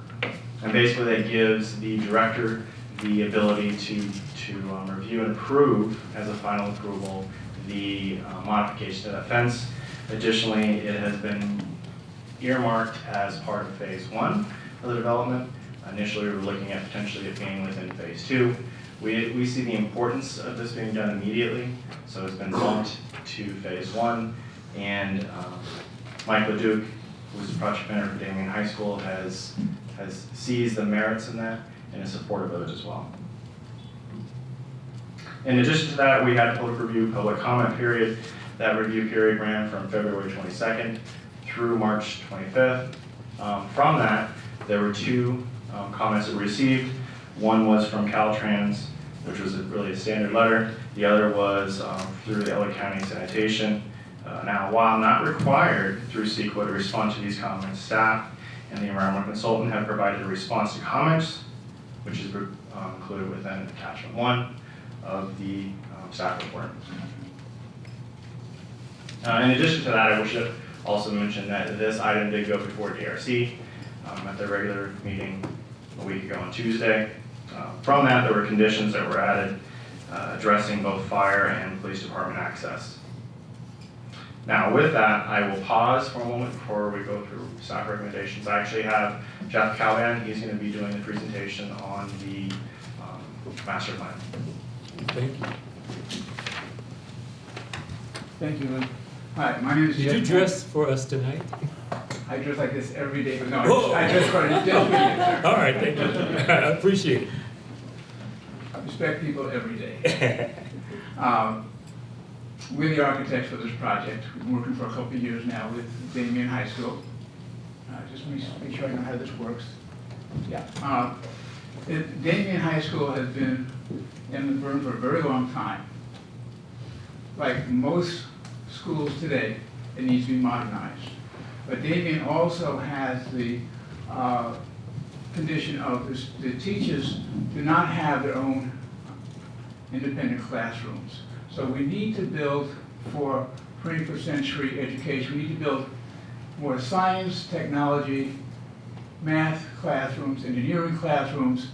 And when we build those, we then free up the existing space for those teachers who don't have their own classrooms to get their English, history, math classrooms. We also have a band room that is in a tiny room smaller than this, and they need a big space. Wrestling room doesn't really exist, so part of it is a wrestling room. But also in the master plan, we're doing a chapel.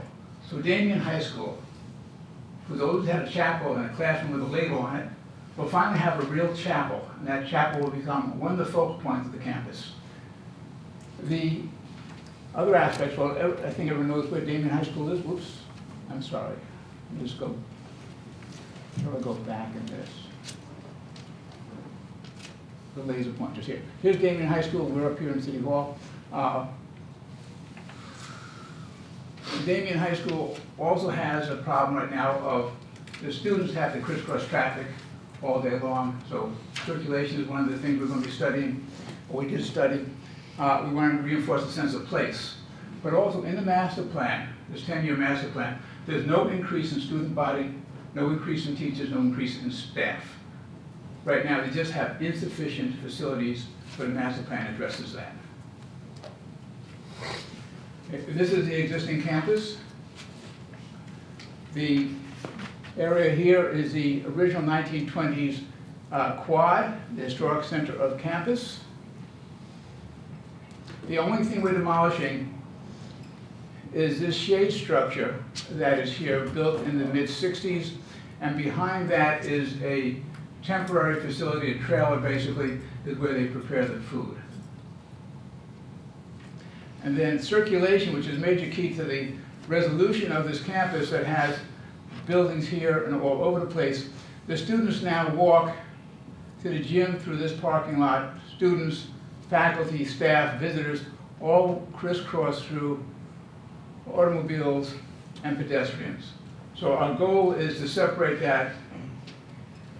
And in the master plan, this is the existing, this is the master plan. So if I go and show you here, what we're going to do is create a grand promenade that ties from, this is Bonita, this is Damien, this is the formal entranceway to the old high school with the archway and the great access through the senior garden. That access goes through the existing 200 building, which is here, and then we carry that access right down to the gym and create this grand promenade.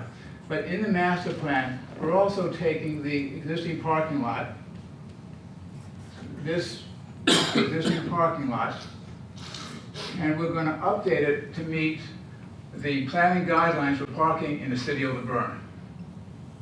So we have landscaping, we have the existing entrances here, we're going to move it down to where an exit is now, make a real nice entranceway. We'll show you all of this a little bit later. We're going to replace the temporary shelter and the lunch wagon and do a student center in this location as phase 1.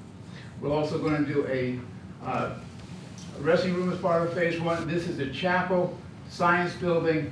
We have a student store, snack bar that relates to the gym and to the sports fields, and we have a big band room. So this is now looking at a plan of it. This is Bonita, Damien, Palmeiras is down here. So to make all this work, to get this grand promenade that gives the students, the faculty, visitors, and staff a way to walk around campus without having to crisscross cars, we're putting down at this corner a 134 space parking lot. It's entered through the curb cut that exists on Palmeiras, and this is the corner that Luke was talking about, and as you can see, we cut back the landscaping so that that is open so we don't have that visual block. The buildings shown in blue are the new buildings, in gray are the existing buildings, and the green shows the new landscaping. Okay, this is the existing site. The existing site has about 130,000 square feet.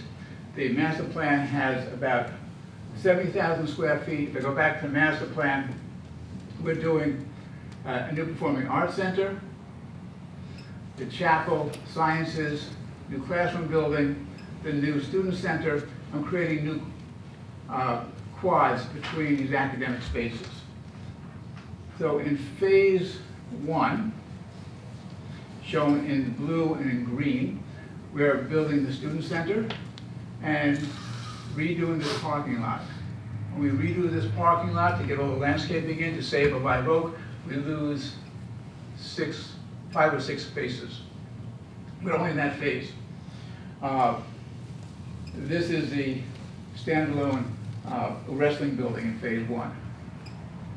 Phase 2, we now put in this large parking lot. We have lost cars here, but the total now, we're up to 450 plus cars. 415 cars on site now. When we end the master plan, we have 420.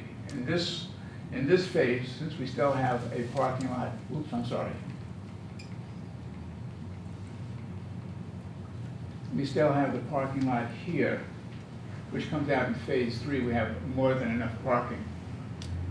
So in phase 2, we established a grand promenade and a new entranceway and all the new landscaping along Damien.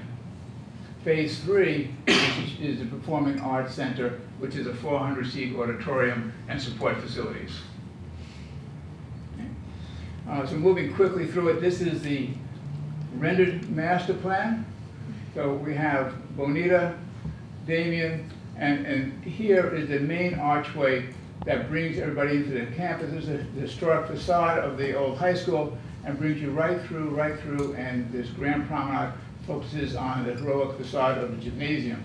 So this is a view of the chapel as you'll be driving in. This is on the grand promenade, the chapel, and this is the existing athletic center. This is a quick view of the student center that faces onto the senior quad, senior garden, and it's entered from the corners so that the students don't cross the senior garden. And this is an aerial shot, and now we're going to show you a quick animation, take about 4 minutes. Luke's going to get it up and going. But this also shows you how the access goes right from the archway at Bonita all the way through to the athletic center. The music's playing. So this will show you an animation of the site. Bonita's at the top, Damien. This existing gym, Grand Promenade. Grand Promenade ends at a great plaza in front of the gym for pre-function for the gym activities. Okay, so now we're up at Bonita. Here's the entranceway. This is driving down Damien. We're going to turn into the new entranceway with a new guard facility. Nicely landscaped street frontage. You're coming in and you see the chapel. This is one of the new engineering technology quads. We're going to go inside the chapel right now. We designed the chapel with Father Cronin. He wanted the students to come in the back so they don't disturb what's going on inside the chapel, and he wanted no low windows so they were not distracted by the other students. So we have high windows, bring in a lot of balanced light and a lot of natural light here, and a very uplifting feel to the inside of the chapel.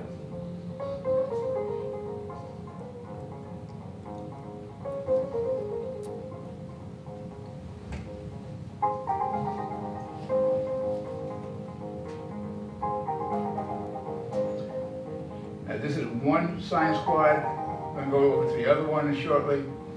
Quick look inside the chapel. This shows the gathering space outside the chapel for students and visitors. This is the gathering space outside the athletic center, the snack bar, student store. We have a sitting area for casual gathering all day or during special events. Looking down the Grand Promenade. Now as we go into the area of the original quad, this is the new student center that's proposed. We have arches that make up the main facade that recall the arches on the historic front of the building. And the corner entrances are symmetrical, so students coming from the 100 building or from the rest of the campus, they go in. This is a room that is for general purpose as well as for dining. These doors will open, you will see the food service area. This is for food service and preparation. When the doors are closed, it becomes a meeting room, a study hall, whatever the school wants to use it for, a student center.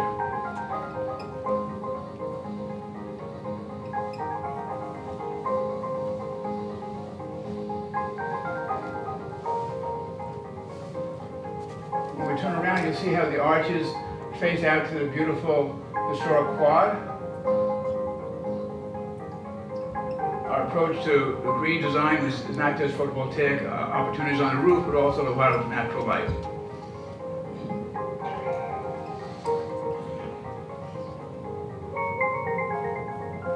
Now as we go back out to the center of the senior garden, we're going to look, in a second, we're going to look to our left, and behind us will be the arch that comes in from Bonita. This is the existing passage through the 200 building that takes you right out to the new Grand Promenade with the athletic center as a focal point. So the students are now protected from the vehicles. This is a new quad that has science classrooms on it. The state-of-the-art science facilities for the students.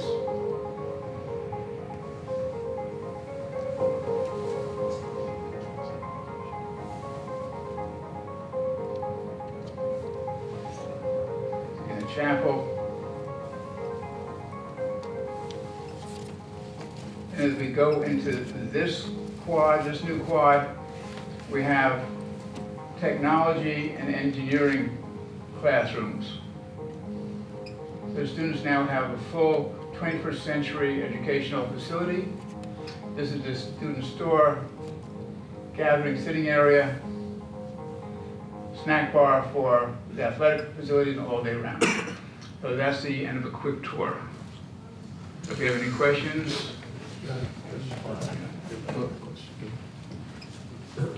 Stop it there.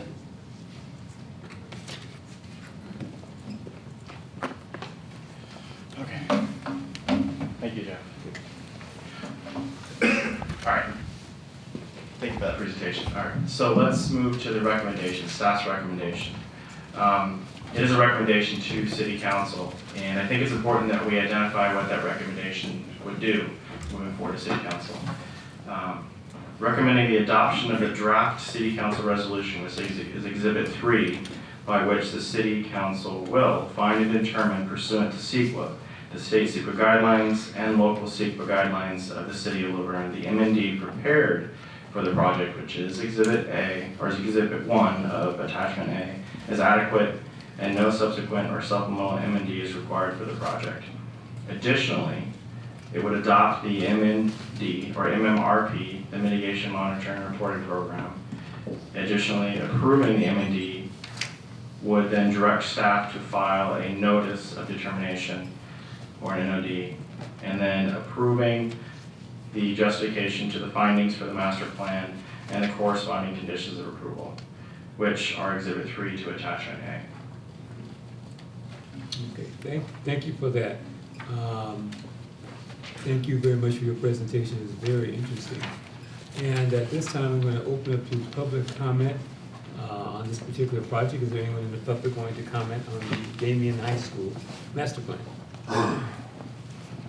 Did you like what you saw? Oh, interesting. Okay, with that, I'll close the public comment and come back to Des. I know Commissioner Faustini, you had a question. Yeah, I had a question. Of the existing buildings on campus, are the new ones any taller?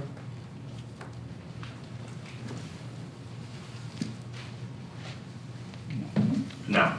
You know, it looks more like a college campus than a high school.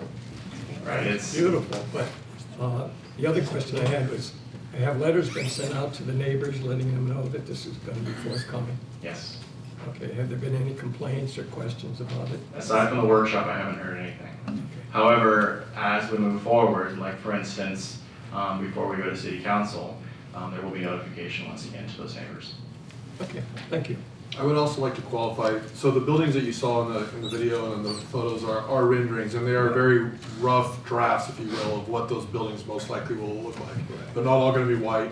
And so the final design of those buildings and the overall height, those will all be reviewed at the Development Review Committee level after this master plan. So this is the higher level review. Those details on the architecture and the materials and the height limits, those get reviewed a different process through our Development Review Committee, which will really dictate. But the goal is to have the buildings match the other ones on campus. Right. Thank you. Commissioner Simpson. Yeah, really, I had a exchange student for 3 years that I had to drop off at Damien for every morning. And really, phase 1, your master plan, phase 1 section pertaining to circulation, I saw that you've kind of isolated, cut off that cross traffic in the center of campus, which was a huge safety issue, and addressed pretty well on Damien Avenue, although turning right and left on Damien Avenue in rush traffic is I don't know, it's a gamble to say the least. I didn't see any circulation pertaining to because the drop off on the north side and there's a lot of accidents right here at the north side of campus along Bonita. Sanders, they make a good amount of money over there. And I just wondered if isolating a lot of the rotation here, putting the teachers, it looks like down in the southwest corner, and then up to the top, was there anything addressed on that north side? With the safety issues being pointed out at Palomares and Bonita, it would seem that whole area is really something master plan. And I know that really doesn't have to do with the CEQA and the master plan, but just as a resident here, that's something, if there is a master plan, I'd be interested in hearing studies beyond maybe what's right here. Dio, you want to address the traffic?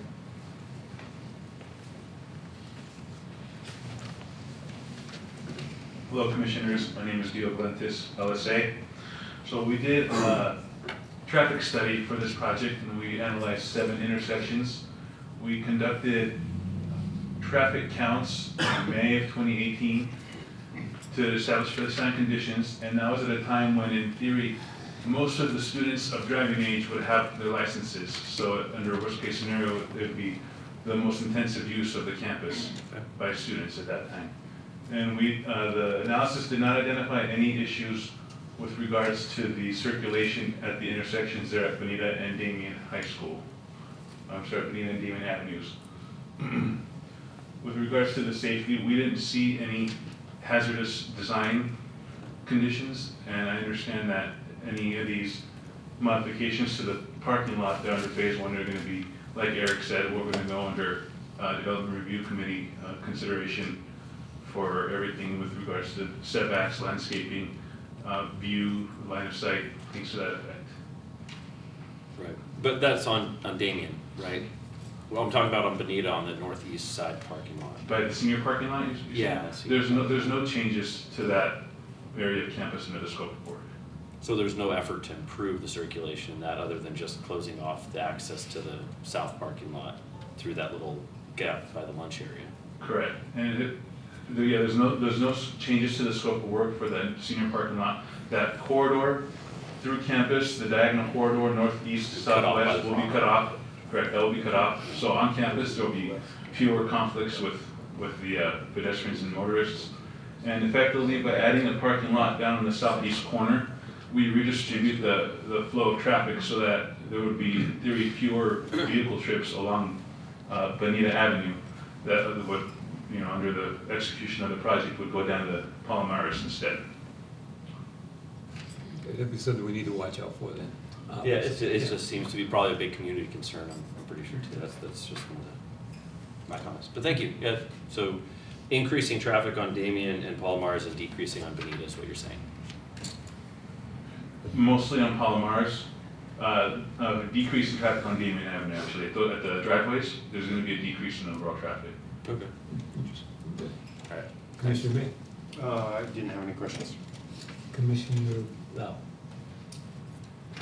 My only question was with respect, was with respect to the timing, and I don't know if it's a question for Luke or for the institution itself, but I note that it's an anticipated 10-year period of time, obviously contingent on funding sources and whatnot. But I want to be reassured, I guess, with respect to timing of, as one portion comes out and something else is coming in, that there is an awareness and a recognition of how to accommodate for any fluctuations in traffic flow, construction, et cetera, because I note that phase one is supposed to be started in 2019. Is it supposed to be completed in 2019 as well?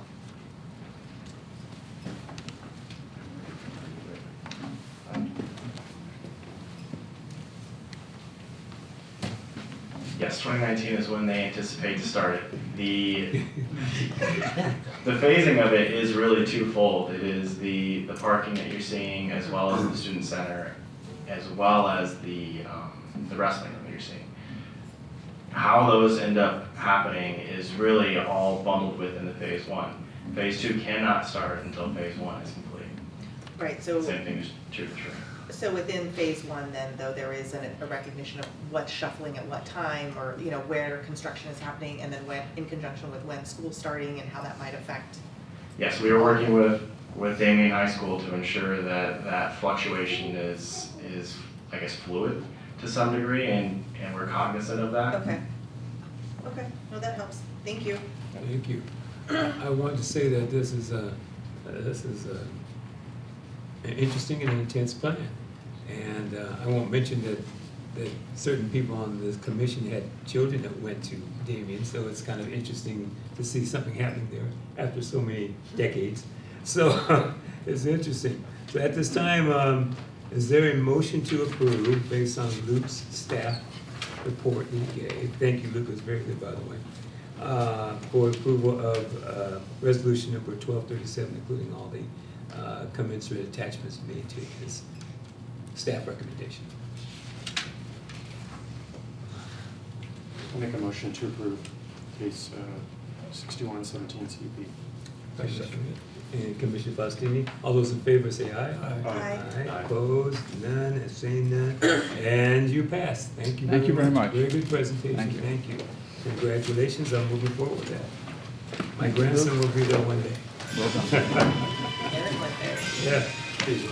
Yeah, I know, phase one. Okay, we're gonna take the next item out of order, and we're gonna go with the small cell deployment standards. I know some people wanted to talk about this, so we're gonna take that one next. And this is the city of Laverne taking proactive approach to future 5G. Yes, Commissioner.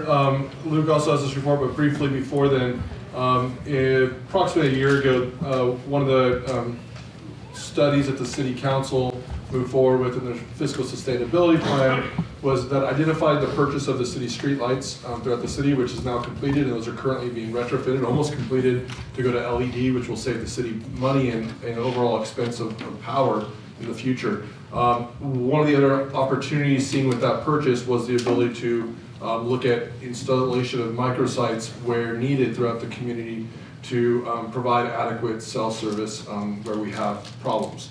And so the City Council looked at that and identified that as an opportunity and directed staff to go forward with a contract to look at that option. Our IT department has been working with a consultant. They'll be talking later, but basically that's why this is before the commission. This is specifically for the design guidelines for these new microsites that's been put together and drafted that would allow staff give guidelines to those cell top companies to tell them how we expect these to look when they put them on our city streetlights. So I'm sorry I took probably all of Luke's thunder. So that covers 95% of what I was apologize. But with that, Luke has the other 5%. I have that nugget that you're looking for. I'm sure of it. That's what we want. All right, so once again, my name is Luke Seibert, Senior Planner with the City of Laverne. I'd like to introduce some of the representatives that have been key in getting this project, and I would say this policy, to the front door of what we're looking at here for recommendation for approval. The Planning Commission will be acting as a approval body here tonight, not as a recommendation body. Behind me I have Bill Elfman, who is the Information Technology Manager for the City of Laverne. I also have Clay Jorveninen. He's not here. Okay, so he's not here. He was representing Public Works, is representing Public Works, just not here. We also have Tyler Gentry, who is with r.a.g Communities. I would just mention that we the city entered into an agreement with r.a.g Communities, and that was last year, in May of last year. This allows r.a.g to market the city as open for business, essentially with the other carriers that would potentially be coming in for the 5G technology. The design policy, just as an overview, does a couple things. One is it puts, I would say, a hierarchy in terms of the different types of locations. We would then require first for co-location, that is first. We would then say going to non-residential areas would be second, and then residential zones would be third. Now it seems odd to say co-location first because we're talking about cell sites that haven't really come in yet. We're talking in the future for the co-location, those sites that are already existing, which we would be looking to co-locate versus having it dispersed throughout. The direction is also to place small cell equipment on existing city light facility poles. As Eric had said, we now own those poles, so let's get those facilities on those poles. This also requires a courtesy notice, pre-notice requirement to surrounding residents, and a property of 300 feet from the proposed cell sites. That is a point reference, so if there are 5 or 10 cell sites proposed that come in, each of those sites are going to require a 300-foot notification for each of those sites. And then this also provides the submittal requirements in the form of a checklist worksheet, which is attachment B to this policy. With that, staff does recommend approval. With that, resolution is before you tonight. Thank you, Luke, and I'm glad that was the 5% of time you got to do. So with that, I'm going to open this up for public comment. Is there anyone from the public wishing to respond to the small cell development? Oh, I have one. Oh, good. Thank you. Let me just. Susie Morales. Finally, huh?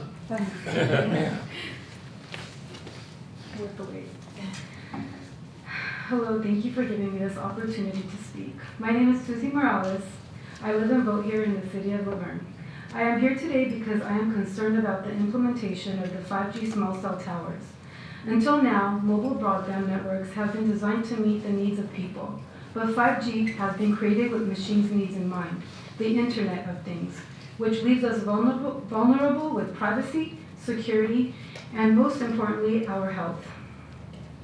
According to whatis5g.info, the 5G small cell tower will include the higher millimeter wave frequencies never before used for internet and telecommunication technology.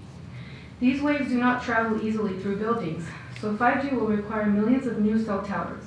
Recently, a number of wireless companies have stated that 5G signals can travel 3,000 feet, over half a mile.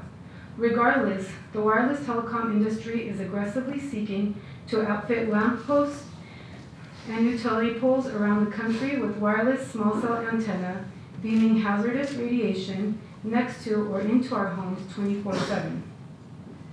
If we could see the pollution from the radio frequency radiation, it would look like smog that is everywhere all the time. Freedom of choice is a fundamental American right, but with these 5G small cell towers, we will not have a choice. Whether we use them or not, we will be exposed to it. It is important to know that millimeter wave frequencies that will be used in 5G technology is already used by the U.S. Department of Defense crowd dispersal method called the active denial system. They direct the millimeter waves at the crowd to make their skin feel like it's burning. And the telecommunication industry wants to fill our atmosphere with this.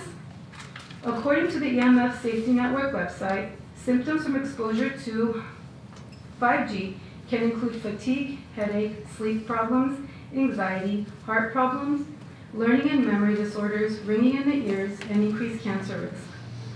The World Health Organization's International Agency for Research on Cancer classified radio frequency waves as a potential to be carcinogen. Many studies have found typical exposure to microwave radiation can cause disruption of normal brain development in fetuses, neurological and cognitive problems, heart abnormalities, and oxidative stress that can lead to the development of cancer. Populations especially at risk include pregnant women, children, the elderly, individuals with implanted medical devices, and those with pre-existing cardiac and neurological problems. National Toxicology Program studies found that exposure to high levels of radio frequency radiation, like used in 2G and 3G cell phones, was associated with clear evidence of tumors in the heart and some evidence of tumors in the brains and adrenal glands of male rats. This study was on 2 and 3G, not 5G, which is much higher in radio frequency radiation. During a Michigan House 5G small cell tower legislation hearing, Dr. Sharon Goldberg, an internal medicine physician, stated, "Wireless radiation has biological effects, period. This is no longer a subject for debate when you look at PubMed and the peer-reviewed literature. In humans, we have clear evidence of cancer now. There is no question. We have evidence of DNA damage, cardiomyopathy, which is a precursor of congestive heart failure, and neuropsychiatric effects. In the packet I prepared for you, I have some information for you guys to go with.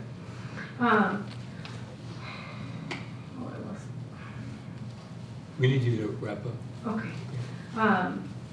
Furthermore, over 200 scientists and doctors from 35 countries have signed the appeal for 5G, asking a moratorium of the rollout of fifth generation. This telecommunication until potential hazards for human health and environmental have been fully investigated by scientists independent from the industry. Last week, Brussels became the first major city to halt 5G due to health effects. Environmental Minister Celine Fremont made the following statement during an interview. "I cannot welcome such technology in the radiation standards which must protect the citizens, are not respected, 5G or not. The people of Brussels are not guinea pigs whose health I can sell at a profit. We cannot leave anything to doubt. While Brussels becomes the first major international city to block 5G, dozens of local governments have passed legislation to prevent or restrict 5G rollouts due to health effects. Urgency ordinances have been filed for reasons such as health, location, aesthetics, and more. I am here as a concerned citizen, asking the Commission for the opportunity to discuss our options and perhaps explore different solutions for the 5G rollout. Ultimately, I would like to propose the committee to please consider withdrawing from the agreement with r.a.g communities until further data is available regarding health and safety of 5G small cell towers." Thank you for your time. Thank you, Susie. And Is it, sorry, go ahead. I have some packets here. Okay. You leave me with Darlene. Okay. Okay. Thank you very much. Anyone else from the public having a comment? Yes, sir, you. I'm known now. You're always known. Excuse me. Before, during the wilderness plan, I was here just as a private citizen concerning with it. But on this 5G, Ms. Morales is taking the lead on this in our group, the Laverne Coalition of Concerned Citizens. And we have over 630 members. And I'm learning a lot about this from her as well. We had other people that were going to speak tonight, but due to family concerns and because wilderness took all the time, they had to leave. So there were other people that wanted to speak to you tonight on this, which I am not ready to. But in any event, just know that there is concern out in the community. And if Brussels decides to not go with this, maybe we ought to experiment on the people of San Dimas for a while. Thank you. All right, anybody else from the public? Yes, sir. Oh, we just love Laverne.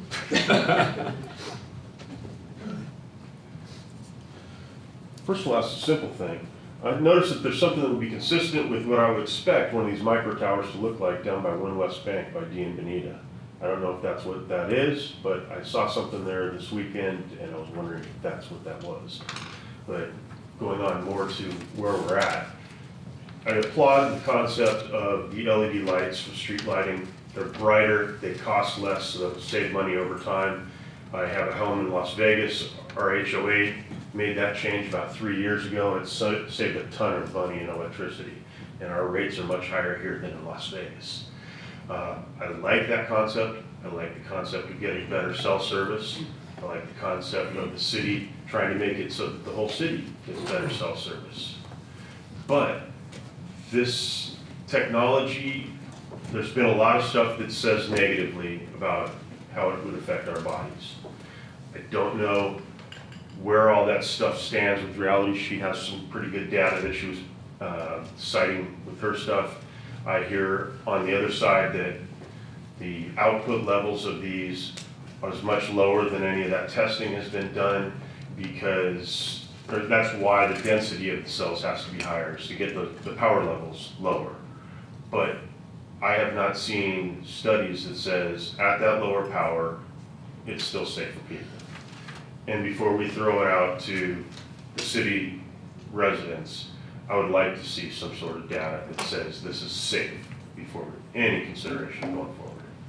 Thank you, thank you. Anyone else from the public tonight? Yes, ma'am.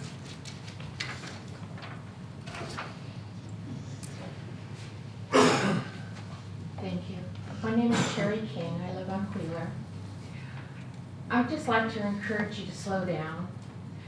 We all know about the horse and buggy stage, and now we've gone clear to electric cars and hydrogen cars and battery operated cars, and now we're working on cars that are being driven by themselves. And I don't know how you guys feel about those cars, but I'm scared to death of them.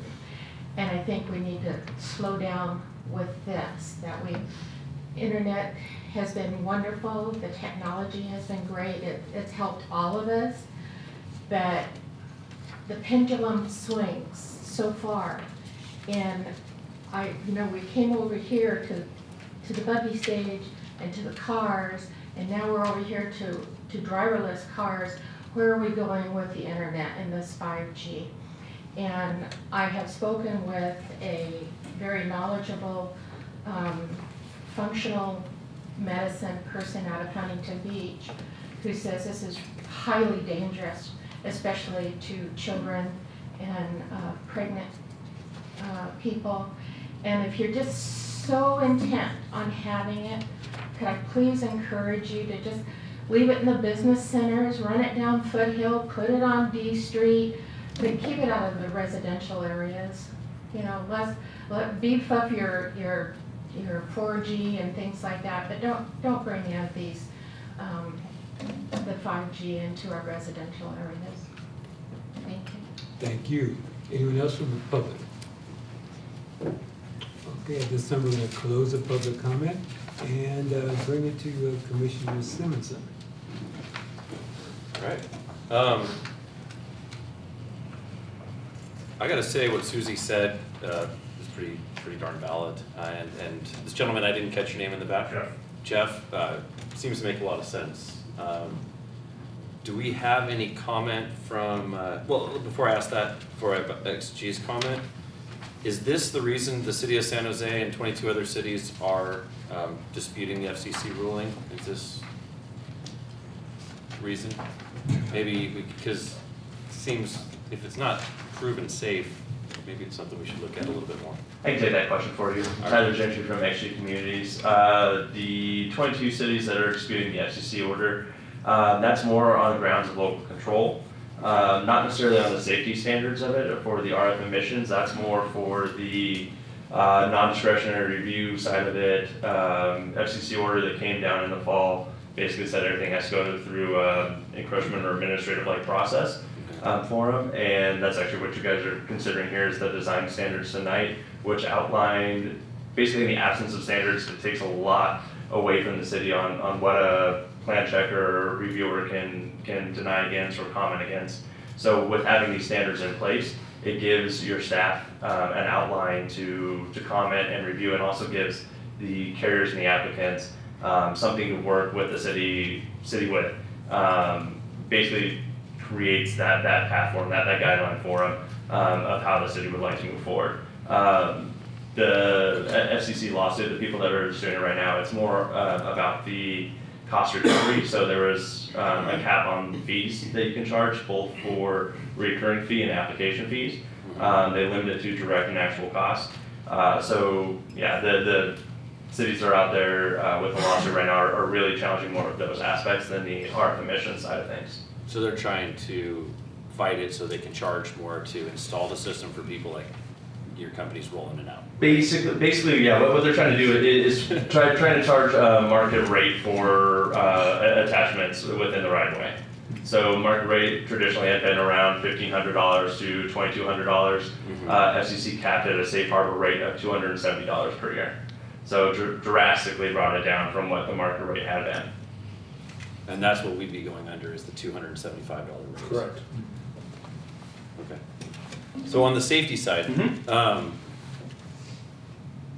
what are your comments on that? Safety side of it, so the FCC has released their emission studies and what they consider to be safe. They have different levels of safety. So they have, for the general public, it's uncontrolled general public exposure limits. Small cells typically fall within about 1 to 10% of that threshold. And that's something that they've established as the guideline for cities, that you can't take this into account in your processing application if it falls within that, under that threshold for uncontrolled exposure limits. Okay. On the conditions of, on attachment A, most of it, pretty much 99% is, am I incorrect, Eric, is all aesthetics. This has to do with This was what the it's design. gonna look good along the design side. And I know as a planning commission, that's gonna be one of our main concerns, but it seems to me that, you know, community bringing up health concerns that maybe we could, I'd recommend, I don't know what course of, I don't know what we can do to kind of back it up. I mean, not saying it's a bad idea.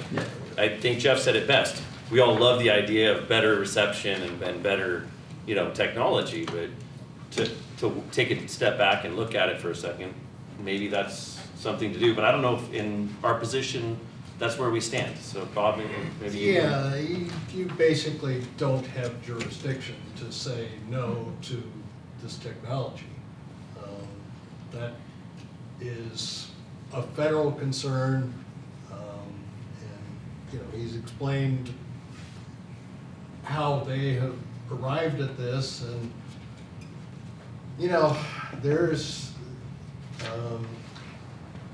there are arguments on both sides. I mean, if you weren't talking about 5G, I mean, some of what I heard, substitute the word vaccination. Right. I mean, there's some people who just don't see that and others who insist on it. But that's not the question before the commission. You are correct, that what you're being asked to adopt is design guidelines, and that's it. You don't have an agenda item that allows you to place a moratorium on this technology or anything. We could recommend a committee like Susie had recommended to discuss with the citizens if they like to adopt this type of technology in our city, regardless of its medical effects. If they just want to know if this is what they want to do as a city or not, we couldn't. That's beyond where we're at too, or we couldn't listen to her on that. Yeah, I mean, it really is, again, with the federal mandates, we have, if somebody walks across the threshold with an application, we have to deal with it. And what you're being asked tonight is to give those plan checkers the most opportunity to look at these things. But if you do nothing, then, you know, we have the shot clock, which requires action within a very short time window, and what happens if we miss the shot clock? They get to build it without our say. Without any. That's what you said. Okay, without any regulations or controls. Okay. So this is the city design. Sorry, I'm just trying to No, understand. I want to listen. I mean, Yeah, that's fine. these are pretty good concerns, and maybe Yeah, questions and around it. I'll mention as part of the aesthetic guidelines and as far as the FCC order that came down in the fall of last year, they did provide a date for the establishing of design guidelines by April 15th. And so that's where it's coming to council. It's a federal mandate to have these design guidelines in place by April 15th. And by having them in place, it does give you a little bit more authority on what's actually going into your city and what you'll see come across the permit counter. So, I don't remember the name of the woman who brought this up, but I think to her point then, if you could restrict where they could go, that would be part of the design plan, in the sense that you could restrict it from being in residential areas to some. So that's part of the FCC order that came down, is they opened up public rights of way across the board. So the city, what they do have control over is time, place, and manner, but you can't prohibit the offering of service. So if there's a gap in service or a data capacity issue or something within or near a residential zone, that zone, a carrier could come in citing federal law that they have the right to occupy, something within the right of way, that zone, to provide that service. So that could be a street light, which for most cities that's preferable because the other options are new pole, so a standalone new pole, or distribution poles, or basically just about anything within the right of way. Street lights you have a lot more set of control over, and that's why in the preferences that you see, we say co-locations onto a city-owned street light first as a preferable option, and then also say as preference commercial zones, industrial zones over residential. But there's not, the city doesn't have the jurisdiction to say you cannot be, in a residentially zoned area. Okay, so then I want to take this, I'm going to pare this down as much as possible because I want to make sure I understand this. So whether or not we think 5G is safe or appropriate or whatever it is, it's coming. Yes. Okay.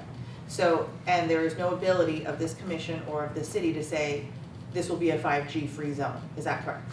Yeah, basically the FCC has come in and said, done away with any sort of discretion on that side for the cities, as a matter of bringing broadband service and closing digital divide for communities across the U.S. Okay, so I wanted to clarify that so that we understand what our rights and obligations and ability to affect any change is or is not.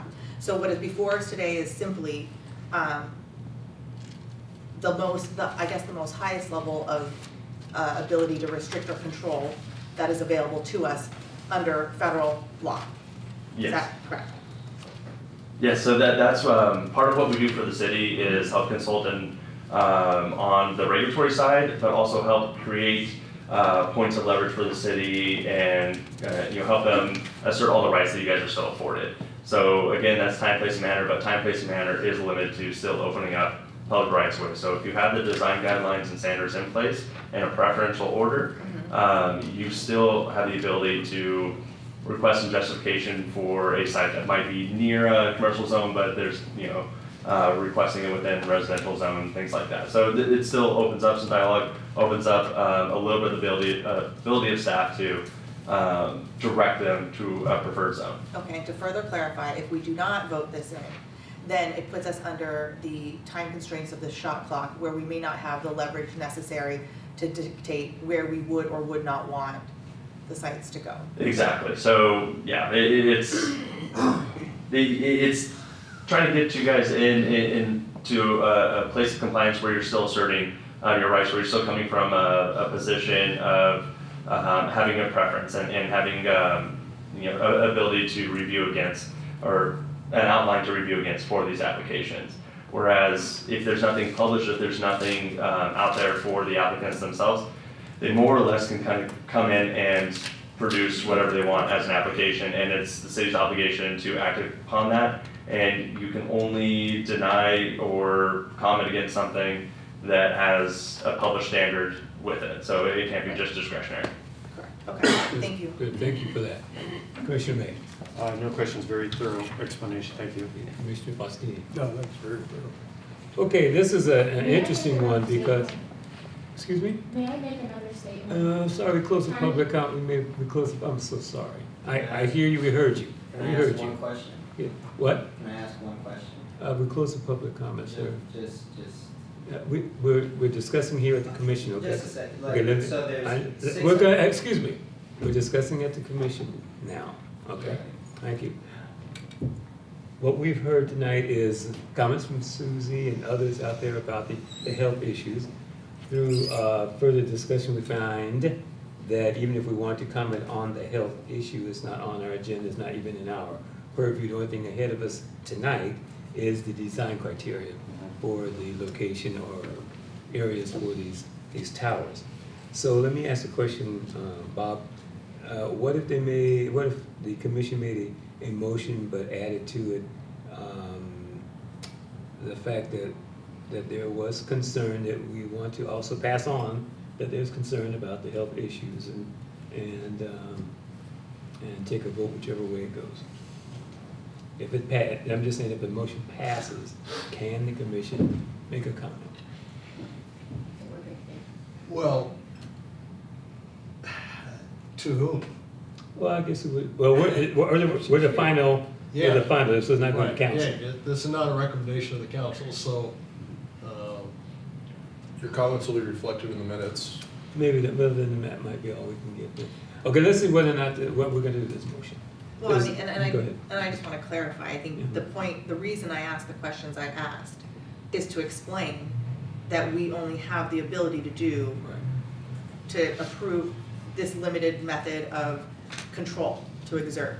Because whether we like it or not, it's coming. Yeah, and it's to avoid the shot clock, which would be Would then shoving us down bootstrap our us throat. from being able to do any sort of Then restrictions. then it's gonna happen without our control. Right, Correct. it just happened to us. Still feels like a scare tactic to us, like, hey, Alton, here's a shot clock, we have to make this decision without moving forward. Perhaps there's one item here in design guidelines E1F that we could look at. And this is an aesthetic versus safety issue. E1F or F1? Or E1F on page 2 of the small cell design standards of the draft agreement, where it says no advertising or signs other than necessary provider information signs and warning signs shall be allowed on or at location of small cell facility, radio frequency, warning labels, node ID stickers. Perhaps we could amend that one to further warn the public in that area of the items. If we could, instead of, maybe not cutting down the signs, but maybe amending this to provide warning, if that's within. I'm trying to listen here. Yeah, but, I mean, if one of these things is placed on the top of the street in your neighborhood, you want to chime What kind of a sign do you want on a light pole that's big enough that is gonna provide any notice to anyone? Well, you have those Ericsson nodes sitting at 10 feet off the ground that are pretty large. You could probably hang something on that. That's true. I don't know. I mean, discretion, this is obviously going to go through a planning phase. This isn't the last, they're going to have to then use the And planning department to. radius notices are part of this. It's part of that, yeah. I have a question. Where did the design criteria on page? Right here? Where did that come from? I mean, who drafted that? I imagine that is a question for Luke to answer. Yeah, exhibit 1. So these standards that were built from the ground up were borrowed from other cities in doing so. In addition to that, we were looking at standards that still didn't necessarily step on the toes of federal FCC regulations, right? But also provided us, the city, with some sort of teeth as chiseled or not chiseled as they are, to move forward from a design standpoint. Remember, this is design we're looking at. So signs, that was intentional. When I was looking at that, I thought, yes, absolutely, from a design standpoint, we don't want a sign. We want this to remain stealth, if you will. And that was the original purpose for it. And looking at it the first time before I heard Susie talk, that's exactly what I thought too. Oh yeah, keep them insignificant, hopefully you don't notice them, but I just don't know if that sounds different now from a couple comments. Okay, at this time, we're going to go ahead and thank the commissioners for all the comments on this. Thank you, Commissioner Lau, for the clarification. It is very helpful. So at this time, I'd like to have a motion, and also remember, all of this will be reflected in the minutes, our conversations. So is there a motion for approval of the small cell deployment standards, the design standards to give the staff the ability to review the input on these poles that will be coming throughout the city for 5G? Is there a motion to go forward? Understanding that if we don't, it's going to happen anyway, so. Now, given the information to date and the situation in which we find ourselves, I move to approve the design policy for the small cell sites as identified in the report. Is there a second? I'll second. And Faustini, all those in favor say aye. Aye. Opposed? Passes. Thank you very much, and thank you, all of you who had comments on this one. Thank you very much. That was very enlightening, the information that you provided to the commission tonight. Thank you very much. Okay, we're going to go back now to Capital Improvements Program, staff presentation. Eric. Nothing to add. It's Principal Planner Kenneth Spokock has to report. Hello again. So the City of Laverne continues to prepare and adopt a capital improvement program as part of the annual budget and to more responsibly plan for long-range capital improvements. The proposed current year, so 1920, and 5-year, so 20 to 25, capital improvement program lists all capital improvements and special projects to be undertaken and identifies schedules for potential funding sources. The proposed capital improvement program contains a total of 62 projects, 32 being in 1920, and an approximate total of $38 million. Given that a total of these projects are dependent upon grants and outside resources, implementation is dependent upon available funding. The CIP includes representation from all city departments in coordination with the city manager and the public works director. The Planning Commission is asked to review the proposed CIP and to determine consistency with the adopted general plan. The Commission is requested to not attempt to determine the need or specific description of individual projects, noting these are determined by the respective departments and city manager, and will ultimately be approved or rejected by the City Council as part of the budget adoption process. Tables are listed in the report showing the proposed CIP and respective identified general plan policies. The main objective is to confirm that a project is consistent with the general plan policy.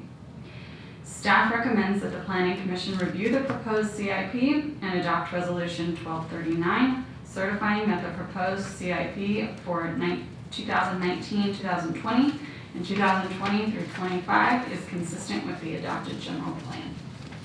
I'm available if you have any questions. Thank you, Candace. Again, another great report. Is there anyone from the public, open this up for public comment at this time? Anyone from the public wanting to comment on the program of improvements here in the city? Once, twice, that's it. Closing the public comment, coming back to the dais, Commissioner May. I don't have any questions. Commissioner Simpson. No questions. Commissioner Faustini. No question. Commissioner Lau. No questions. And I have no questions either. It's a good report. And at this time, there was just information, Eric? No, you do have to adopt resolution Adopt the number. resolution, okay. So I need a motion and a second, please. Okay, need a motion and a second for the adoption of the capital improvements program, CIP, for the city of Laverne. Do I have a motion? I'll make a motion that we accept 201, 920, 202, 2021, and 2425. Okay, so that'll be all the items of the improvement. 1, 2, 3. 1, 2, 3. I'll second. And second by Simonson. All those in favor say aye. Aye. Opposed, abstain. And thank you very much, staff, for that very good presentation. Thank you for a very long night. Thank you, the public that's remaining, for hanging in there with us. This is a long evening for us. We appreciate you staying. And Eric, is there anything else for the good? Just as I mentioned earlier, I want to make sure you are all aware that there are 2 vacancies coming up on the Planning Commission. And so there are open enrollment, basically, applications are being accepted through the end of the month. Anybody that's interested could go on the website and download the application form. The only real requirements is that you're over 18 years of age or older, and that you've lived in Laverne for at least 1 year. And then the city council will interview qualified candidates, and then appoint to those 2 empty seats. The only other thing I want to add tonight is the fact that in May I won't be here. I'm going to have an operation, unfortunately, and I'll be back in June for my last meeting, and see you then. So with that, we adjourn the meeting tonight. Thank you very much. Thank you. Wow, my countdown clock had 2. Yeah. There's only 1. There you go.